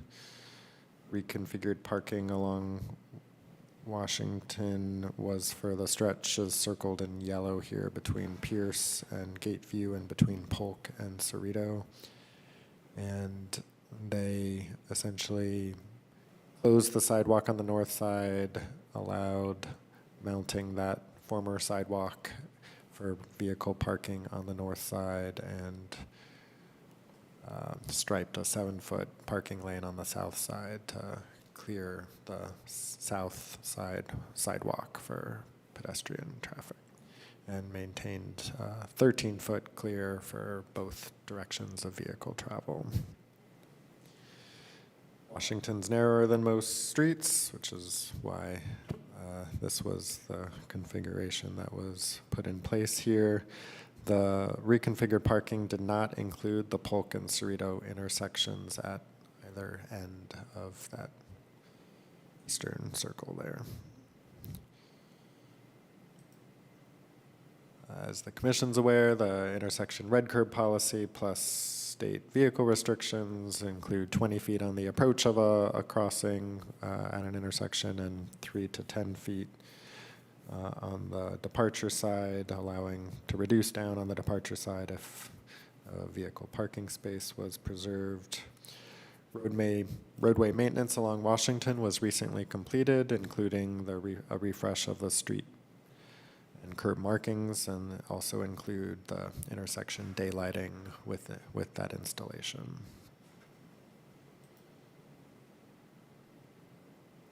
So now that that new 20 feet is striped, this is the existing conditions at Pierce and Polk.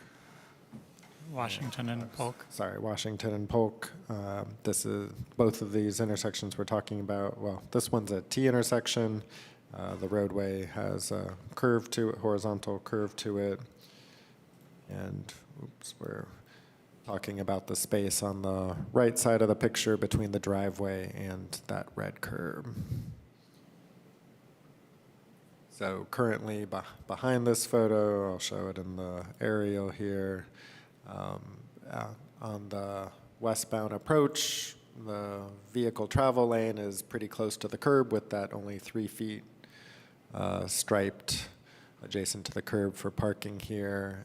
Then you need to pull further into the intersection to get around a parked vehicle and then pull back fully over to the curb line where it's restricted no parking on that next stretch to the west.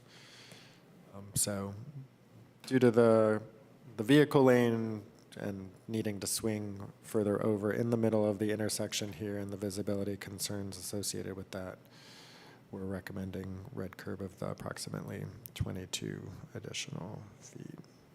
Sorry, 22, 22 feet to the driveway.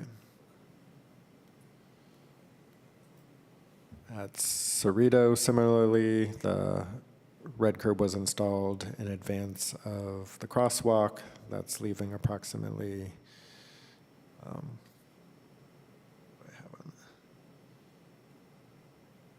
I don't have the number on this slide. That's leaving about one parking space with a vehicle parked there, a car that's coming, navigating the offset intersection of Washington or coming from the north of Cerrito is swinging around that car and sort of face to face with oncoming traffic where that stop approach is.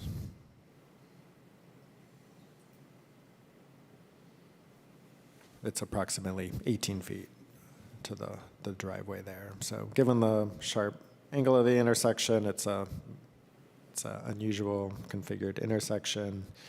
The limit to visibility with the crosswalk with the vehicles approaching around the curve and the narrowness of the street with needing to swing into opposing traffic, we're recommending this entire space within the intersection be red curbed rather than just that 20 feet on the approach. We did receive feedback from after it was initially installed several years ago, both from PD when they were working through the enforcement of the new configuration and some observers of it, that we needed to address these intersection edge cases. And when we were revisiting the striping here, we figured this would be the time to bring this back for consideration. So with that, the staff recommendation is to install red curb within the intersection, approximately 22 feet at Polk on the north side and approximately 18 feet at Cerrito on that northwest side to do the full approach between the crosswalk and those driveways. And with that, I'll open it up for discussion. I have some questions. Go back to the, Oh, why don't you go ahead? I'm just comparing, I'm looking at street view. And I just want to confirm, so you said 22 feet at Washington and Polk in your previous slide? You stated the staff recommendation. I just wanted to see it again. I believe it's 22 feet. And then 18 feet up the street at Washington and Cerrito, was that right? It That's was just up on the Put up the text of the recommendation. The text is what I'm after. Thank you.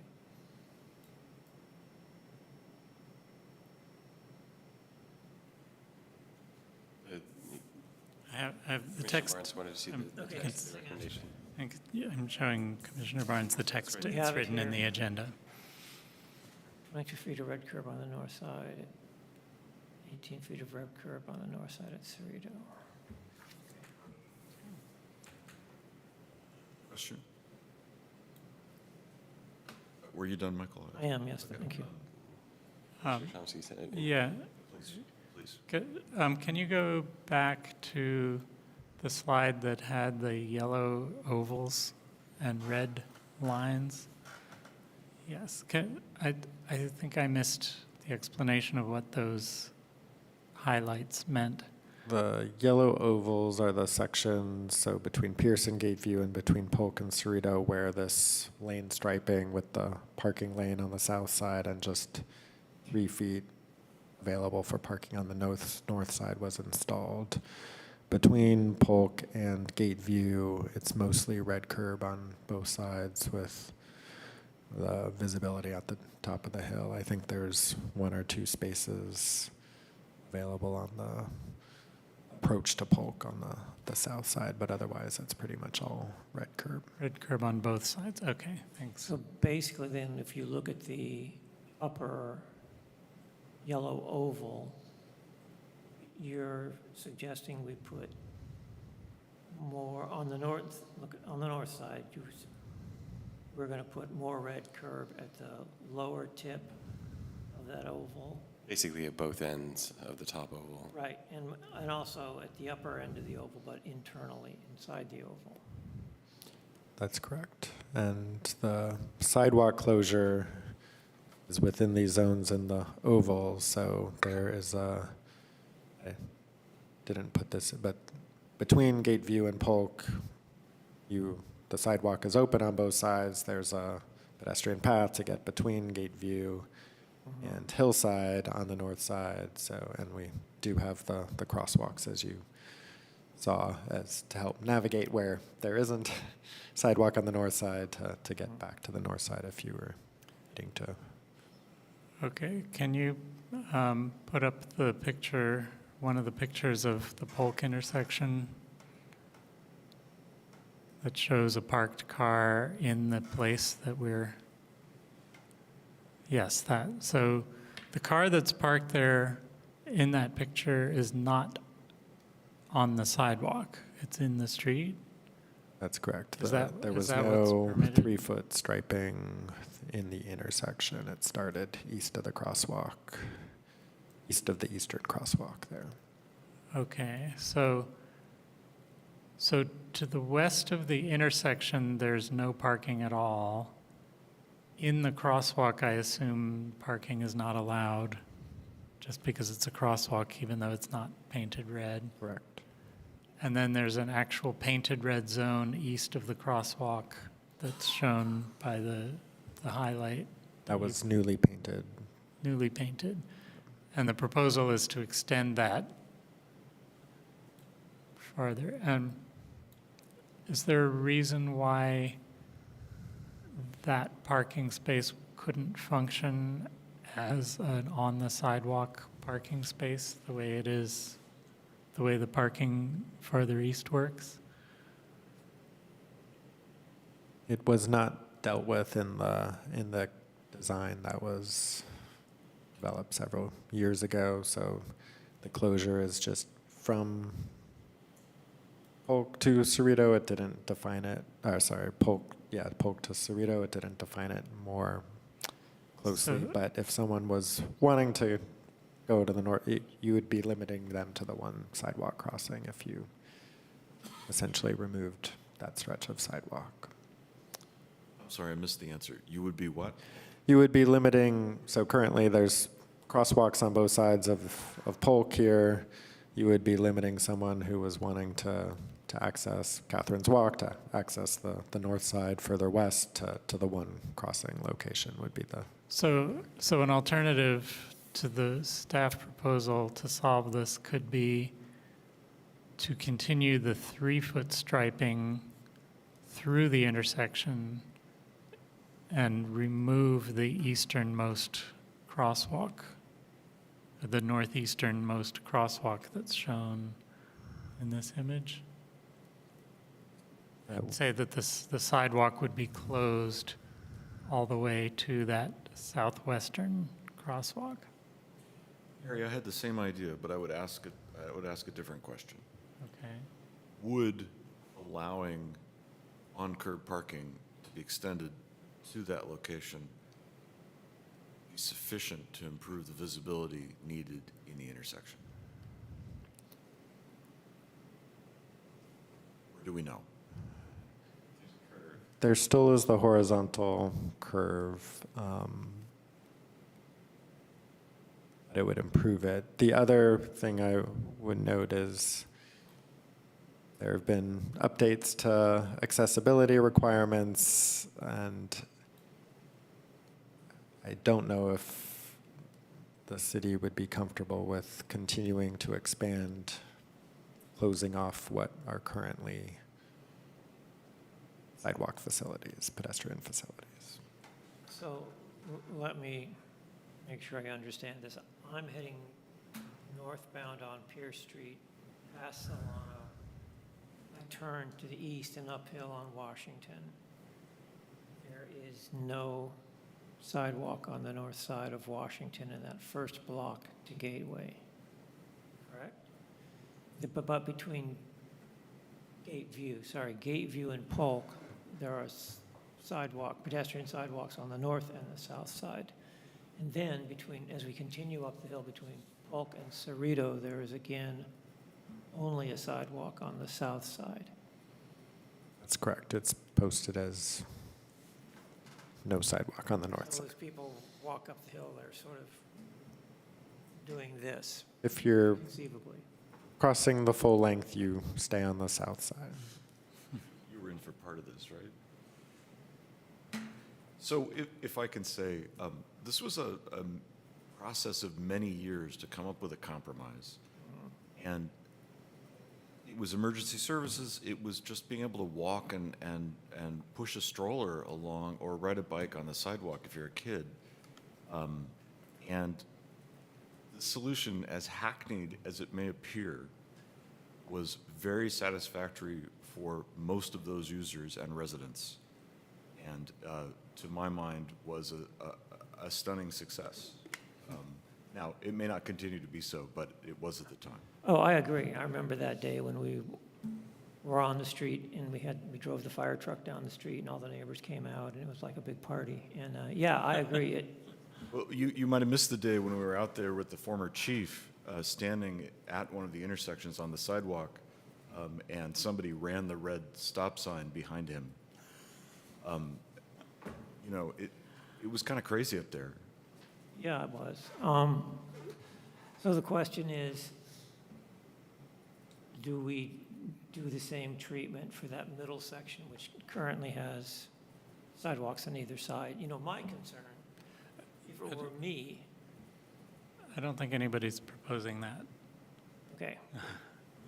I thought I heard something like that. What I was proposing was to extend the sidewalk closure just through the length of the intersection itself, not to extend the sidewalk closure all the way through the next block.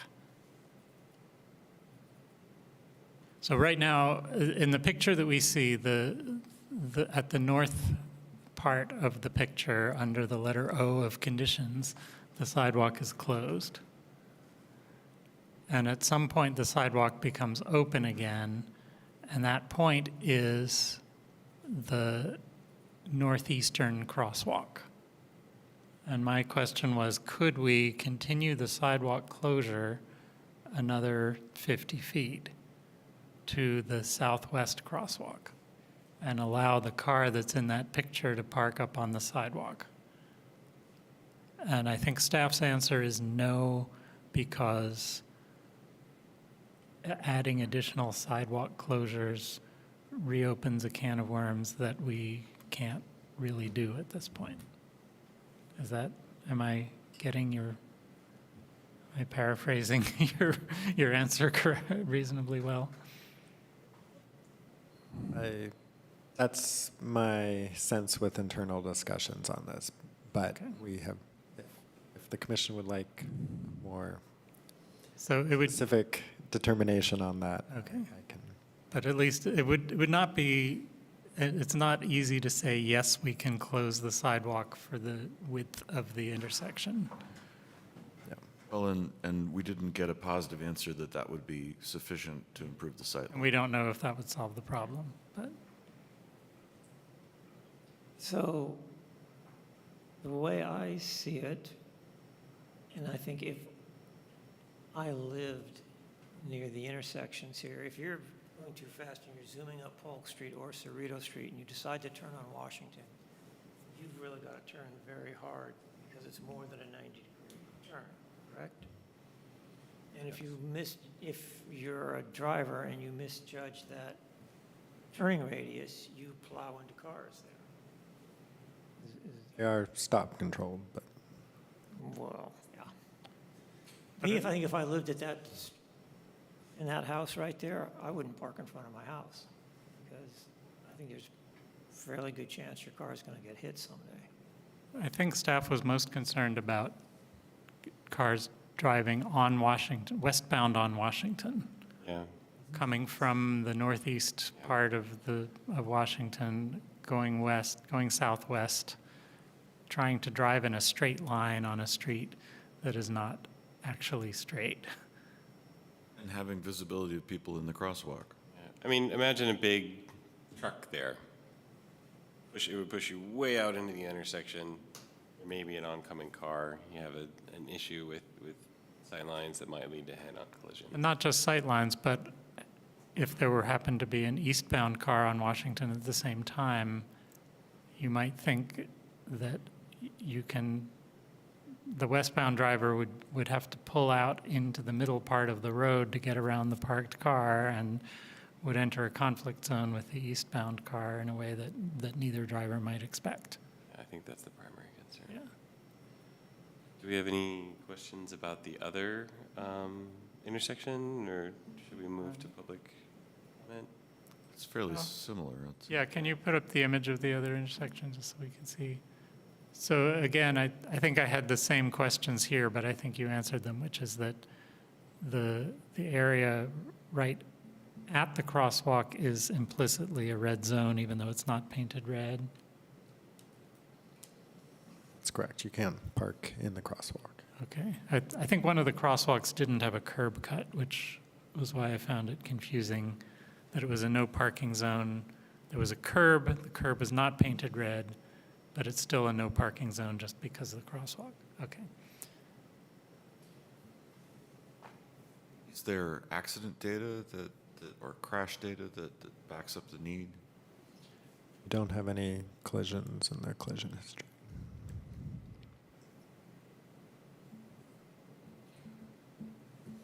We have no more questions. We move on to public comment.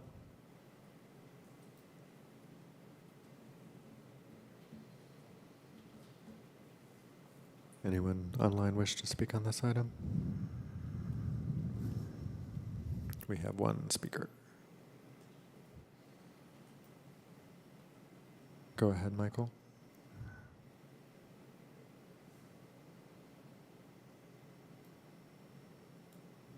Can you hear me? Yes. Thank you. Yes, I'm Michael Gold. I live at 802 Cerrito on the corner there.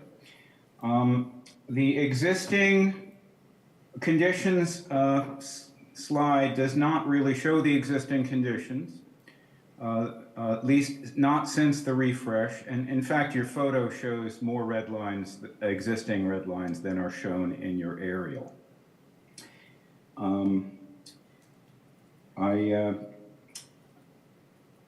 There's similar situation at Polk. The existing conditions slide doesn't quite show what's really there. The crosswalk has moved since the refresh, which may be, what's interesting about that is the aerial does show a car parked in the owner's front yard. And I think that I don't know if you noted to look for that particular thing right there at Polk and Washington, but it indicates that there is, in fact, there are parking challenges in the neighborhood. Last comment, I think the added red paint that is not visible in all of your slides in the last week or two, I would say has in fact increased the average speed here at the intersection of Cerrito and Washington. Thank you. Thank you. Any other hands?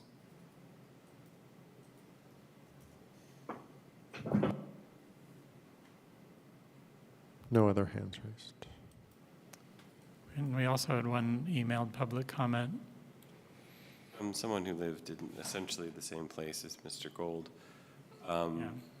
And they weren't actually, as far as I could tell from that email, they weren't actually complaining about the existing proposal, but about a misreading of the proposal adding more red paint to Cerrito Avenue, which is not on the table here. Maybe I misread the email. I found that confusing as well.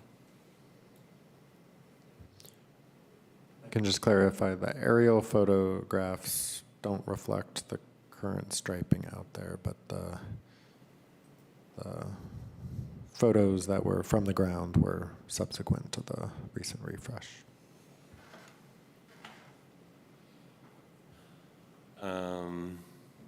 Should we discuss these as a pair or break them up? I think they're probably similar enough that any issue that we're going to touch on one is going to touch on both. I agree.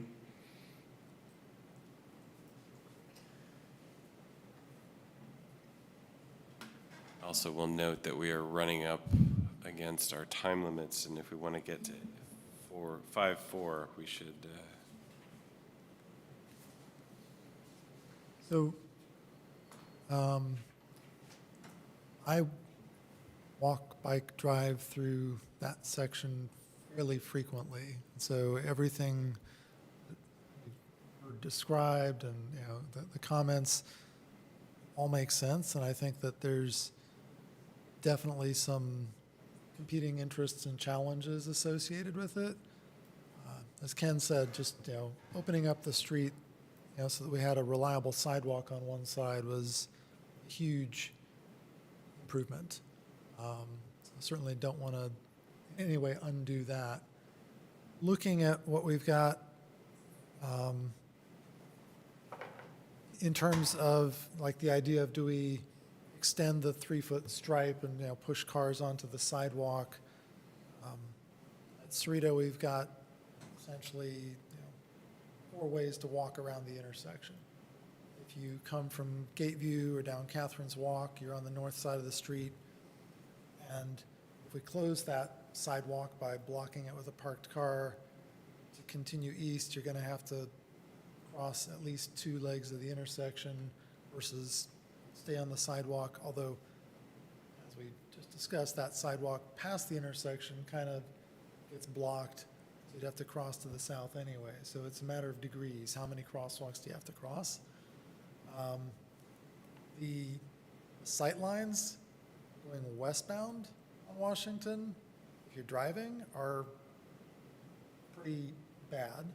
The ability to clear the intersection if there's traffic going the other way is bad.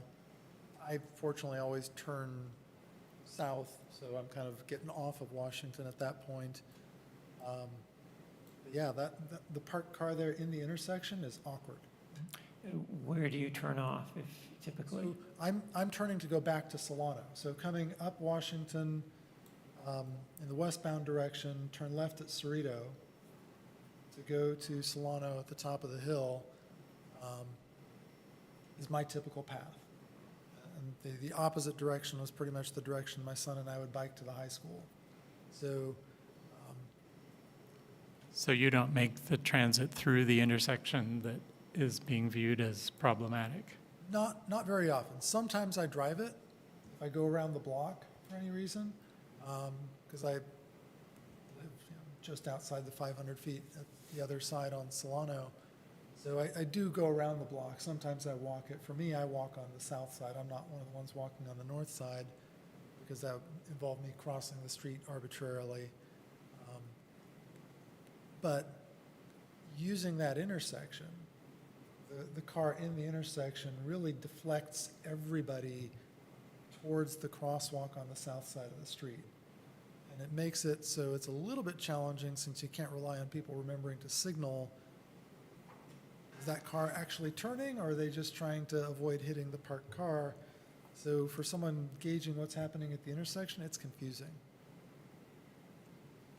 It's an open question whether confusing in this case is good or bad. Does it mean everyone's really cautious, or does it mean that some people aren't cautious and they're just going to do something that's going to lead to the first crash that we don't want to hear about there? So my perspective of the intersection is to make it open and clear. Getting rid of that parking space would seem like a good thing. I acknowledge that it probably will lead to cars going a little bit faster through there. I definitely see that down at Polk already. But if we're trading these things off, are we getting enough of the good stuff versus the bad stuff? I'm not landing on anything just yet. I think it's a reasonable suggestion to clean up the intersection and get the path of travel through there for people on the sidewalks. We got to get them to the crosswalks that we've got there, depending on where they're coming from, and it's not that our sidewalks leading into it are all necessarily the perfect sidewalks either, but we've got to work with what we've got. Anyway, that's my comments for now. Is there a possibility of adding a stripe that would, like if we wanted to keep the parking space, those single parking spaces where they are, could we add a side stripe the way there's a 3-foot stripe now, but have it kind of angle out so that it would guide drivers around that parked car and then guide them back to the curb? And maybe even put a dotted yellow stripe in the middle to show like where the westbound lane, what the boundaries of that westbound lane are, so that people driving through would actually know where to go. I think that would involve formalizing that the eastbound lane would have to swing into the parking lane more fully to. If we had more width, I would say that was an intriguing idea. The reality is, 2 cars can't pass without one of them pulling aside. So there's gaps in the parking, thankfully, and those get extensively used when you got eastbound and westbound cars on Washington. But is that in true Cerrito, Polk. even in these places where there's just vast amounts of asphalt on the south side? The intersection's pretty wide open. There's Yeah. a grade break, so it kind of drops off a little bit there. But no, on the So- approaches, So if we put a white stripe here and a yellow dotted Could I yellow bring this stripe up here, to the yeah, screen so that. I think a little bit. it what wouldn't you're leave enough describing, room for someone to drive on a flat section of asphalt. It's a going mild east. version of what has already been done at the Gateview intersection, where we kind of have a painted area coming out into the street across from Gateview, sort of make the T intersection be triangular rather than one straight and one teed in. So I see what you're saying, sort of take the edge line, swing it out around the parked cars so that folks know where to go. I don't know that we'd have, like a full 2 lanes width between the parked car and that crosswalk.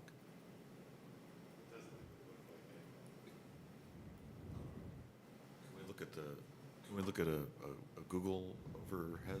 It's not going to show the current crosswalk, which is tighter. Right, it's not going to show the current crosswalk, which is tighter. Right. So I think what I'm hearing actually is that you might be interested in a more full redesign of the intersection than just red curbing. Well, that's what this would do. I'm just looking for a way that we could keep that parking space, but make it a little less crazy. I feel like that's more an option here than at the other. I think folks can't hear you. Sorry. I think that's more an option here than at the other intersection, which just seems a lot tighter because of other constraints, and the turn is a bigger radius at the other intersection. It might work here, but I would be uncomfortable adopting the same approach at both intersections. Can I get any reaction from staff about this idea of keeping the parking space where it is and adding striping to show drivers what path of travel they're supposed to use? You'd be pointing the eastbound motorists towards the crosswalk that way? I think The that's new, what makes me the new crosswalk is closer along the actual path of travel connecting the sidewalk, so it's a little tighter than what's in the area. I see. An edge line would be okay, but it would basically be funneling east and west traffic into the same lane. And they'd have to take turns, which they kind of informally do now. But if we formalize it, that puts a little more liability burden on us as having said, this is what you shall do, versus people just trying to figure it out on their own, which tends to make them more cautious. So I think a center line would pretty much guarantee that we're putting traffic in the crosswalk, which I wouldn't support. I think an edge line, I'm a little nervous about. The center line, I would say no. I feel like the ambiguity that's out there now, without any of those markings, isn't the worst thing in the world. It feels awkward, and awkward's not necessarily bad, but I'm also a little bit nervous about that. So just to clarify, when you say 22 feet of, now this house in the upper left, that's 855 Washington, correct? And when you say adjacent, we're going to add 22 feet of red curb on the north side of Washington Avenue at Polk, adjacent to 855 Washington. You mean paint the red curb up to where the driveway starts? Yes, where the car is currently shown in the. Yeah. So right now, there's one parking space between those two crosswalks. And the proposal is to make there be 0 parking spaces between those two And that's the crosswalks. same essentially up at the next intersection, which is Cerrito.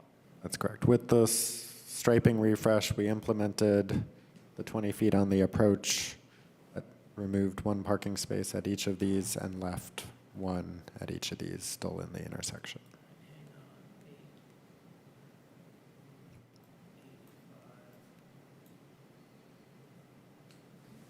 Yeah, it's hard to see from street view. Do we have the similar version of this for 885, one block to block up? Oh, it's easier to see here what the, there is where the driveway starts. It's a little, okay, I see it.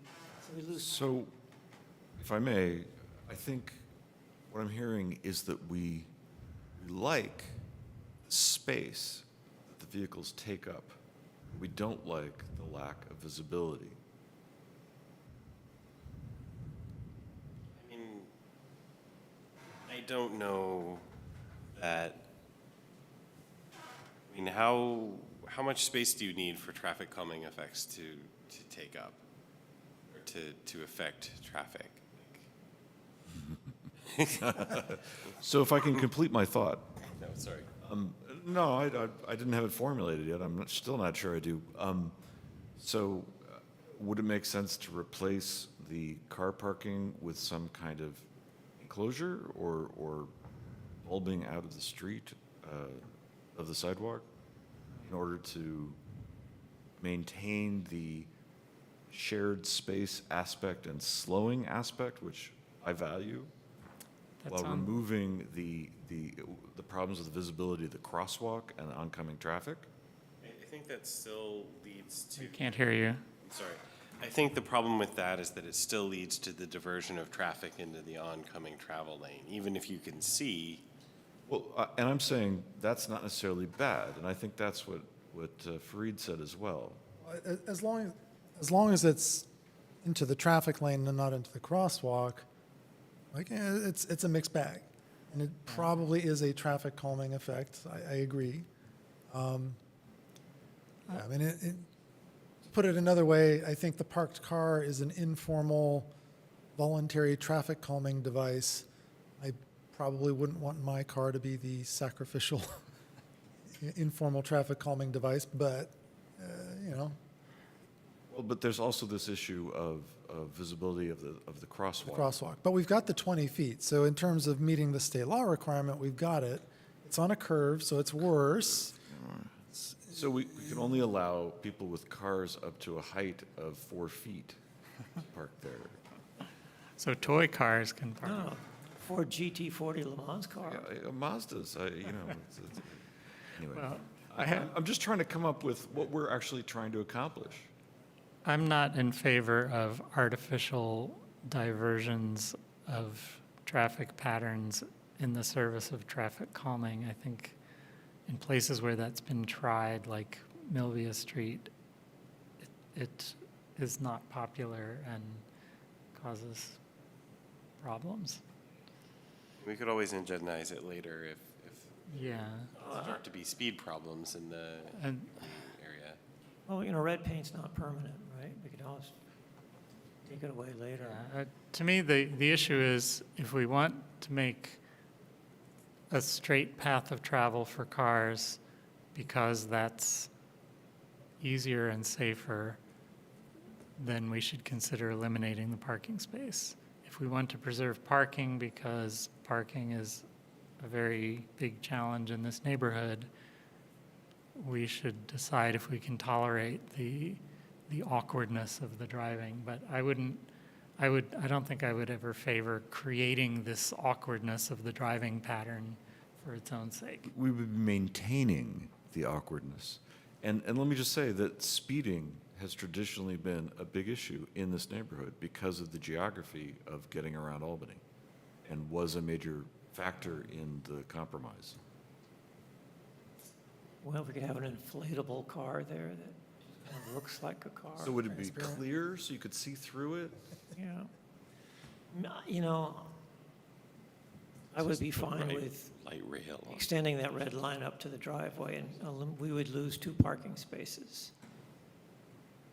I mean, honestly, the intersection's always stop controlled. The mid-block is still going to be a traffic calming effect. Losing the traffic calming within the intersection isn't the worst thing. I do feel like either way we go, it could certainly be something like, let's do this and come back in 6 months or a year and see if it's good, and if you don't like it, change it back or implement the additional change. Either way, because we've already got the new red curb before the crosswalks, which is great. Totally support that we've done that. Give that time and see if it changes anything. I suspect probably not a lot, but in terms of what we're seeing with the car that's in the way. But just to be clear, we are now in conformance with the new state law. Correct. Okay, let me try this. I move that we accept the staff recommendation, or that we recommend the staff, Proposal. the staff what? Proposal. Proposal, thank you, for red curbing at the 2 intersections, and that we revisit this on our agenda at a time when any crash data from these locations will be likely to be reflected in the data that we have available to us for a period of 1 year after the implementation. Second that. Is that too detailed? I'm sorry. No. You want at least a year of after implementation crash data available. Right, with the understanding that it takes a while for the data to become available, yes. And again, the question is that overly burdensome on staff? Is that a reasonable thing to ask staff to do? Come back in a year and let us know if there's any crashes. We generally report yearly when a new year of injury collision data comes up. That would be the easiest for us to report on. If that's acceptable, that's the one we don't need others to compile for us. So do you feel that that's compatible with the motion the way it's stated? Or should we reword the motion to That's compatible, that when we have compatible? a year's information, we'll bring back a look at these particular locations as part of that discussion. All right, in that case, should we go to roll call, or do we have any further discussion? Do we need a second? If we need a second? It's been seconded. Seconded? Okay. Commissioner Barnes? Yes. Commissioner Tomsky? Yes. Commissioner Zavindel? Aye. Commissioner McCroskey? Yes. Chair Vigil McClanahan? Yes. All right. So we have 5 minutes until 9:30. Do we have a motion to extend our time period to discuss item 5.4, or do we wish to defer it until the June meeting? I think that's a big topic. I would defer it. Michael, are you planning to attend the June meeting? I think we already postponed this item one time because you weren't there, and we thought that you were especially interested in this. I'm just trying to think of my summer travel schedule. Yes, I will be here in the fourth Thursday of June, I will be in town. For what it's worth, this is a fairly short presentation. Yeah, I mean, So if we don't ask too many questions, it'll go quickly. we could do it. We can Well- always continue discussion if we find ourselves talking Right. a lot. Well, I move to extend the meeting till 9:45. Second?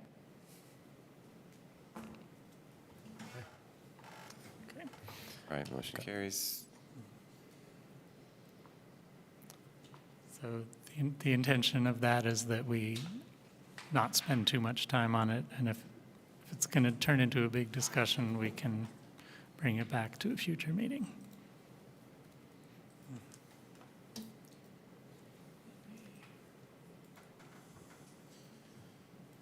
Okay. Item 5.4, e-bike rules and regulations. This is specific to the state of California. So, talking about first, next slide, we're going to just talk about regular bicycles versus e-bikes and the similarities and differences therein. Next slide.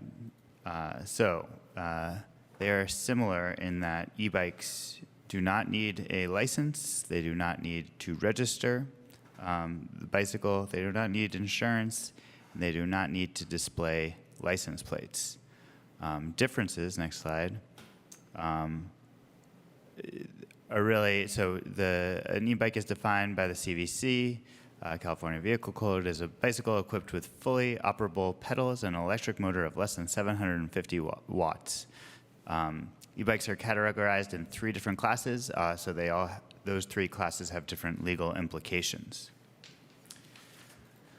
So we've got 3 classes. Class 1 is a e-bike with a 20 mile per hour max speed, no throttle, and a pedal assist. Class 2 is similar, but has a throttle.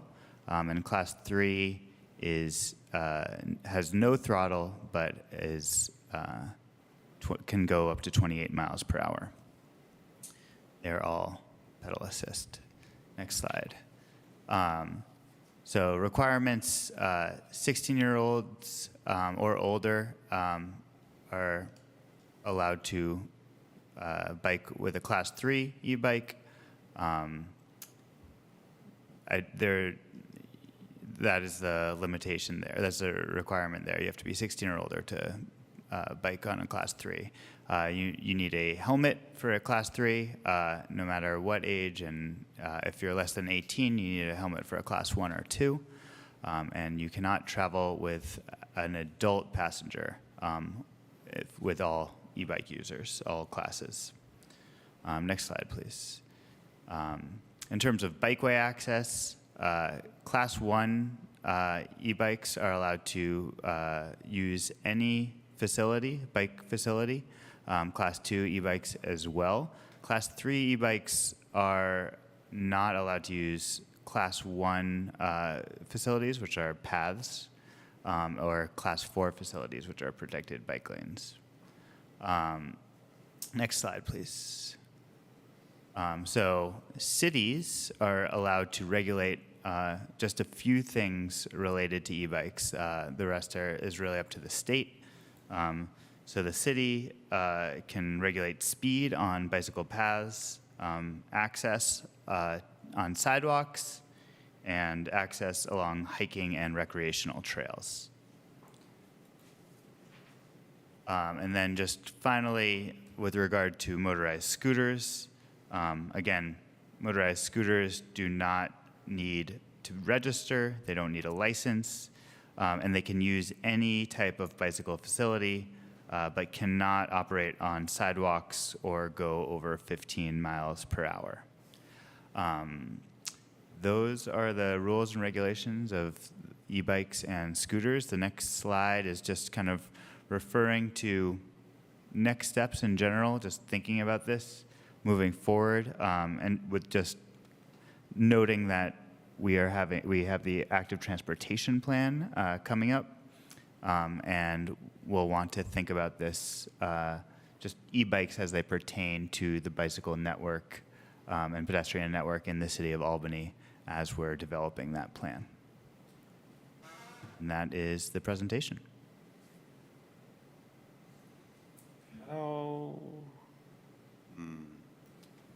So you said cities can regulate a number of things, but I take it Albany hasn't yet regulated any of those things? that Albany has set a 15-mile-an-hour speed limit on the Albany Greenway that is honored solely in the breach. And that's the speed limit for bikes, for all vehicles. For all vehicles, yeah. The only regulation I'm aware of for e-bikes or motorized bicycles is Albany Hill and the waterfront. They're called out in some of our codes specific to those areas.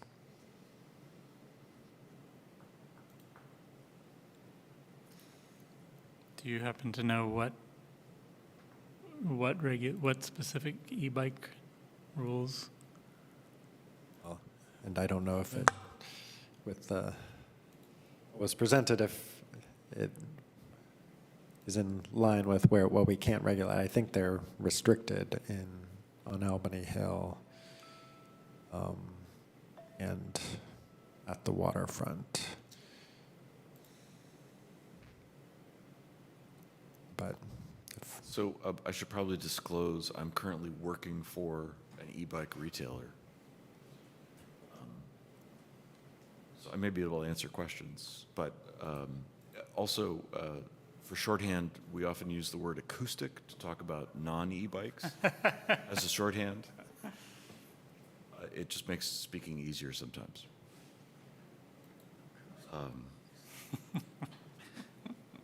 You got to use what works. I mean, I feel like a large number of communities have, in parallel, embraced the acoustic electric dichotomy. Yeah. So in the materials we got, there's a People for Bikes chart that seems to conflict with one of the things in your presentation. So I want to note that their chart shows Type 2 e-bikes as not pedal operated. And I think there can be Class 2 e-bikes that do not have pedals, but the Type 2 classification is inclusive, unlike their chart. What about Class 3 bikes? I have seen on bike trails, fast-moving bikes without pedals. I thought those were Class 3. I think that there's a lot of confusion because a lot of people hack the speed governors on their Class 2 like electric motor scooters, basically. I mean, they're essentially electric motorcycles, often like an off-road configuration. There's a few individuals who ride the Albany Greenway fairly extensively and at, probably more like 30 miles an hour. Yeah, I think a lot of the confusion there is that that is not a Class 3. Like, you have to have pedals on a Class 3, but there's widespread abuse of the speed governors. Right. Just, for clarification, 750 watts is well beyond what most mortal human beings can produce on a bike. That's what a professional sprinter can produce for maybe a few minutes.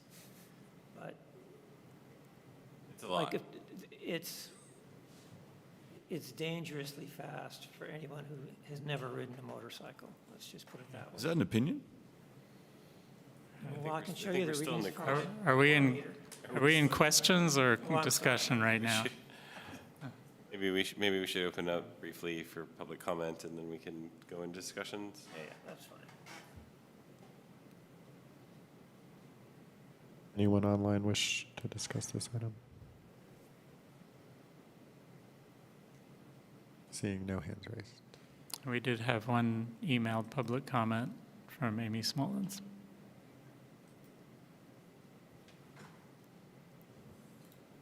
So I'd like to say that the classifications are somewhat useful, but also not something that would necessarily be easy to enforce or visibly identify.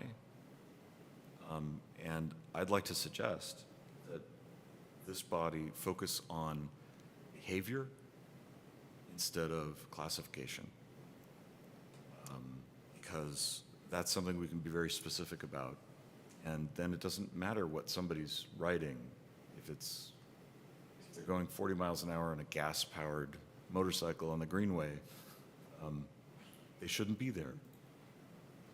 And also, in the history of the Greenway and Masonic, the idea was that both would be utilized, and that Masonic was more attractive to those going faster, and the Greenway would be more attractive to those going slower.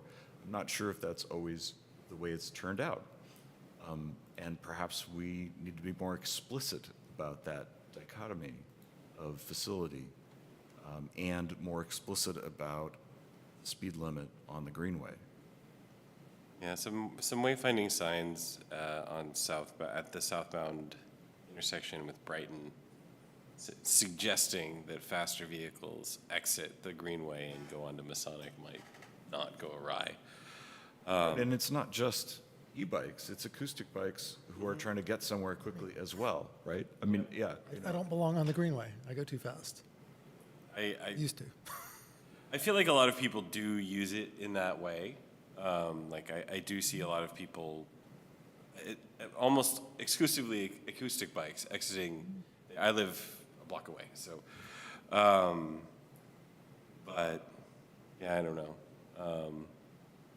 But I do agree with Ken's point. Like there are a number of models of e-bike, especially in the cargo space, where they have physically identical units, some of which are class 2 and some of which are class 3. You know, like, are you going to tell somebody with, you know, like, how are you going to tell the difference between an Urban Arrow in the protected bike lane, whether it's class 2 or class 3? It seems completely unenforceable. So, yeah, focusing on behavior rather than classing is probably the right way to go.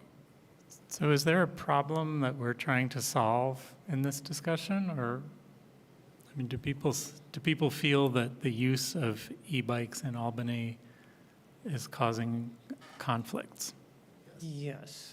Okay. There have been some walking advocates who are very disturbed by being passed at high speeds by e-bikes.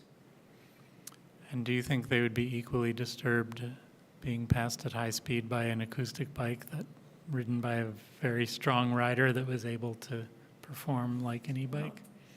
I think the e-bikes tend to be heavier, I think, and possibly being ridden by people who are less experienced, because to go really fast on an acoustic bike requires some level of skill and experience. Whereas I've been on bike trails when somebody in a suit and a tie blows by me uphill at 20 miles an hour, and I'm like, you know, I feel that's more dangerous than some racer type blowing by me at 20 miles an hour.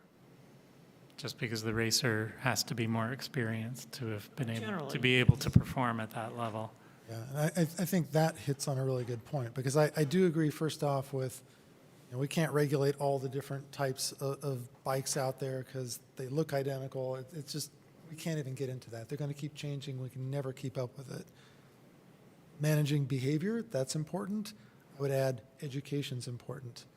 And I think that starts to touch on the issue that you raised, Michael, of you've got someone who's, you know, been a bike rider for many years, is able to go fast, hopefully has the good judgment not to do it in inappropriate places. But now you're putting an e-bike capable of going 30 miles an hour in the hands of a 12-year-old who doesn't have the judgment, doesn't have the experience, and is operating a vehicle that is vastly beyond their own physical capabilities without the judgment, and that's what freaks people out. And as a parent, it should freak someone out, and the people walking around on the sidewalk freaked out by that. And I see that as kind of the biggest problem. The reports of the types of injuries showing up in emergency rooms, that from what I hear from the law enforcement side is they look like motorcycle injuries. They don't any longer look like bike injuries. The nature of what's happening is too much power and not enough good judgment. And I'm not trying to pick on anyone, because motorcycles have had that problem forever. It's just we've now introduced this hybrid class of vehicles that everyone looks at and goes, oh, that's a bike. It's like, yeah, but it can get you in a lot more trouble than you thought it could if you're not careful. I think that's where us pushing education and just sharing information. I mean, with a great presentation, and I think if we keep doing things like this as we gain information and share that knowledge, that's probably the best thing we can do. Trying to chase down laws to, pop down this mole where it comes up here and that one there, I think that's a lost cause versus just trying to share good information. That's our best opportunity. Yeah, I would agree with that, and I think one important group that needs to be educated is the parents who buy a 14-year-old a $5,000 e-bike and not realizing, how much trouble their kid can get into with that thing. I would agree with all of this and second the education aspect. And to me, I'm convinced that there's a whole crop of people out there who weren't really excited about bicycling until the e-bike came along. These are people who have either been drivers or pedestrians or both, and they get out there and they behave like neither or some crossover between the two, and it's kind of scary. I've seen a lot of crazy moves because they can. And they're not seasoned cyclists. So to me, the education spectrum starts with informing. I think we could focus on doing some informing on our paths and then also look at education. Because well-used, e-bikes are a wonderful tool. And I don't think we want to in any way vilify their use. Just make sure they're used properly. So based on the way I extended the meeting, we have to either stop discussing this and finish the meeting, or extend again, or decide to come back to this at a future meeting. I would move we extend until 10. I think we're wrapping this up, but I don't want to quit now when we can finish it up in 5 minutes. That's my motion.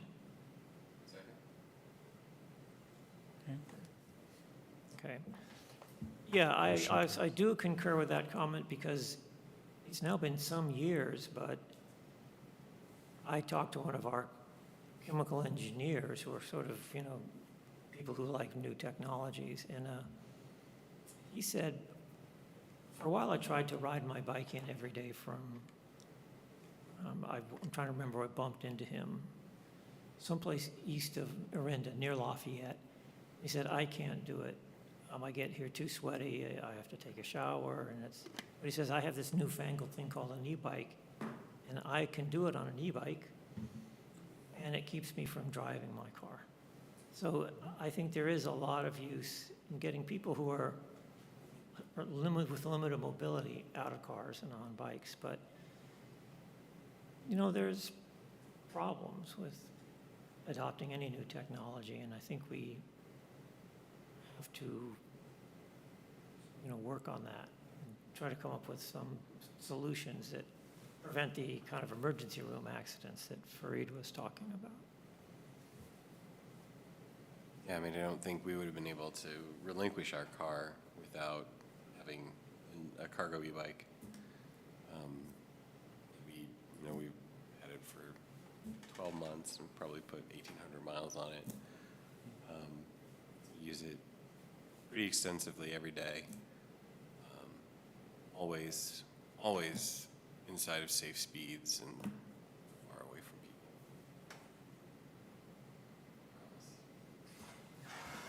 from people. Now, I will say, two-wheeled vehicles of all types are inherently dangerous if not used carefully. My son has a titanium rod down his leg from getting T-boned on his motorcycle, and I have some titanium in my back from being too tired and incautious and banging into a truck. So I speak with some experience that training and caution is something we need to instill in people who are using these newfangled things. I too have titanium on my shoulder from a human-powered scooter or an acoustic scooter accident crash. I would say that transportation is inherently dangerous. When people move fast, and the faster you go, the more dangerous it is. We want to maintain our paths as safe spaces for people to be active, to get where they need to go. We may need to wait for the active transportation plan, but I think a place to start is to look at informing on our pathways. And then see if that improves things and maybe take the next step of enforcing or maybe informing in a more active sense with some speed sensors. Or you just get volunteers out there with their radar guns. Well, I think Ken just raised a really good point. If we put a speed feedback sign on the greenway targeting bikes, scooters, whatever, that Anything going fast. anything going fast, and set a 10 or 15 mile an hour limit on it, then that's going to inform people. And most of the time, unless I'm riding past the speed feedback sign out here, I don't know how fast I'm going on my bike. The greenway, not a clue. I'm pretty sure anytime I ride on the greenway, I try to be, aware that there are people walking and I should not be going at full speed. But yeah, I like the Many idea. e-bikes, thank you, come with a speedometer, but not all. And also, what's really important is the difference of being on a pathway, which may not register, especially for newer users. And that'll add some social pressure too, because if you're, setting off the flashing, slow down, you're like, oh, Everybody around you we're will gonna know. notice, Yeah. better slow down. Is there a suitable device to detect speeds of 10 to 20 miles an hour and put feedback signs This up? is part of the, just how much of a burden are we putting on the staff question? Well, we don't have a mobile variable of feedback, but it's something that does exist. And those devices, I mean, the ones I've seen are mostly measuring car speeds of like 20 to 40 miles an hour, but does the same device Don't really- work at 10 to 20 miles an hour? Super accurate for bike-sized objects, but there might be a version attuned to bicycles. You might have to Have to look. import it from the Netherlands, but Well, stoplights can be tuned to detect cyclists. They just change the focus of the size of what they're looking at in the area they're looking. I'm you might assuming- want to inform El Cerrito that they can be tuned that way, because I don't think I've ever had something tuned green. Oh, I bet you in the Netherlands they have such a device. Man, I have a little radar device called the Garmin Varia that, on my bike, that tells me when cars are approaching me from behind. It works really well. I mean, I think the I don't know, the Telrom devices, I don't know if you're aware of these. These are like, it's basically like a large language model powered version sensor that just basically puts a camera on the street and can give you person counts and bike counts and car counts and bus counts and speeds for each of these. So like it does, these sorts of things do exist. I'm sure it's just a matter of sourcing a proper one. I think, obviously, it's not something we're going to just, run out and buy one. But if a grant opportunity comes up and we keep our eyes open, for the technology, honestly, I think most radar speed feedback signs would do a adequate job. They just have to be calibrated for the right speed range. I was demonstrating a radar gun last Saturday for kids at a fair, and they decided rather than measuring the speed of cars on the road, they wanted to measure their own speed running. And it picked them up. Okay. So I just noticed the ones on Calusa are sort of fantastically inaccurate when I'm the only person on the road on my e-bike. yeah. Calusa is not a road that I comfortably ride on any of my acoustic bikes. So another way to communicate might be to ask staff to start including announcements in the weekly e-news and other city outlets about behavior and electric bikes. Who should be driving them, where, and how fast in Albany? Everyone under 17 has to walk at all times. And do we want those e-news announcements to be specific enough to talk about the use of the Greenway and Masonic for different types of riding? Or is that too detailed for e-news? I really think that that's a place for, a good place for wayfinding signage. Like, I don't think that it's gonna reach enough people. Because especially, what I notice is that a lot of the people who are staying on the Greenway are through traffic. Like, I've followed people for several miles coming from the north all the way through Albany and out into Berkeley. I think if we want to inform people there, like, signs would work better. And you need them. I suppose you would need them at both ends. Although there's no super great way in Berkeley to direct people onto Masonic. It's kind of an awkward transition to make at Marin, northbound, as well. I would just coordinate with Berkeley staff and ask them to post a sign. Hey, we got a sign. Would you like one that you can post? Curtis. Well, and even if it doesn't, it's not something somebody can act on immediately. They can get off at Dartmouth, and the next time they're informed. Dartmouth is in Albany, right? Yeah, so we could put a sign there. But you're right. It's not one-time users. It's people who are regularly using it. They're going to eventually go, oh, yeah. We want to set an expectation for repeat users of the facility. I mean, I think that the one that is a dangerous aspect of e-bikes, where people, I'm trying to be, where are the signs, or the time, so this will be my last comment, but one thing that e-bikes do allow is you kind of zone out and also go 20 miles an hour. And I think that a lot of people use the paths to go full e-bike speed while they're not paying a super huge amount of attention on the way to work, so that they don't have to go on Masonic and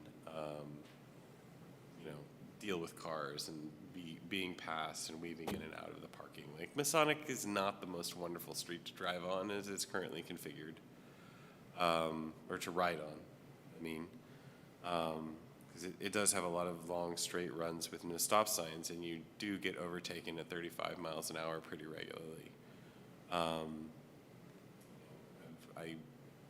get passed on the left with my hand out signaling left turns, and a non-trivial frequency in this city. So people do get impatient and go fast whenever they have the opportunity. So, I mean, and I think that's fine on a bicycle, like, cause like, you zone out and you're gonna start going 10 miles an hour, but if on the e-bike, you can keep going at a much higher rate of speed. I don't know. So we're speed checking radar devices, education through Albany e-news. One other sort of obvious thing to do in all your spare time would be to contact the school district, because that directly gets to the subset of people in town who are parents who have kids in the schools. And it's an educational activity, and that's sort of what they do, so that's a third option. I will just say, you asked for our comments. I think you've gotten them. We're probably starting to repeat ourselves a little here. But great job on this. Frankly, I stole a lot of the material that you guys had provided us and used them at a Public Works fair last Saturday. So thanks for that also. All right, should I move on to announcements? Is there anything?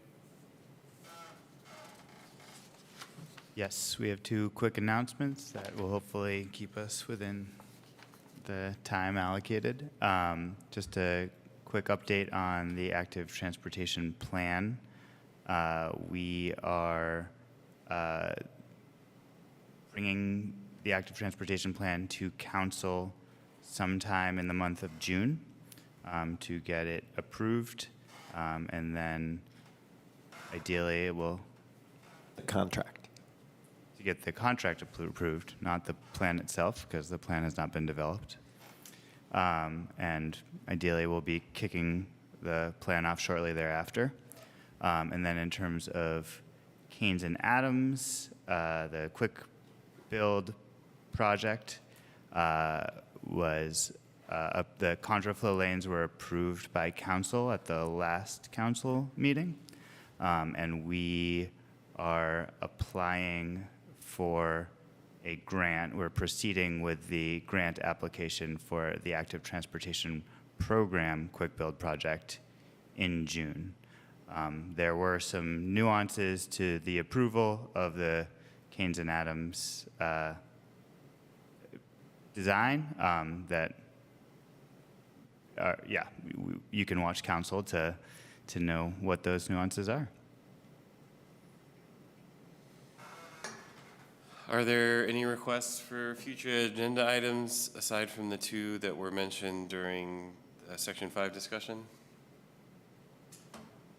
There was an agenda item that got pulled on Santa Fe a while back. Can we expect that in the near future? Got pulled, you mean the traffic calming? Traffic calming, that got pulled from the agenda. Or did it not get pulled? It got deferred Right, because the plan wasn't quite ready. I see, okay. And This is between Solano and Marin on Santa Fe. yeah, it's just That the one? general corridor traffic calming plan. And I asked about that during the agenda setting meeting, and it's coming, but it's not ready. We have plans from the consultants that are being revised, and we plan to meet with residents of the blocks requesting traffic calming in early June and bring it to the commission discussion at the June meeting. All right. Well, if there are no additional requests, we have another meeting on June 27th. I will see at least some of you there. Thank you, gentlemen.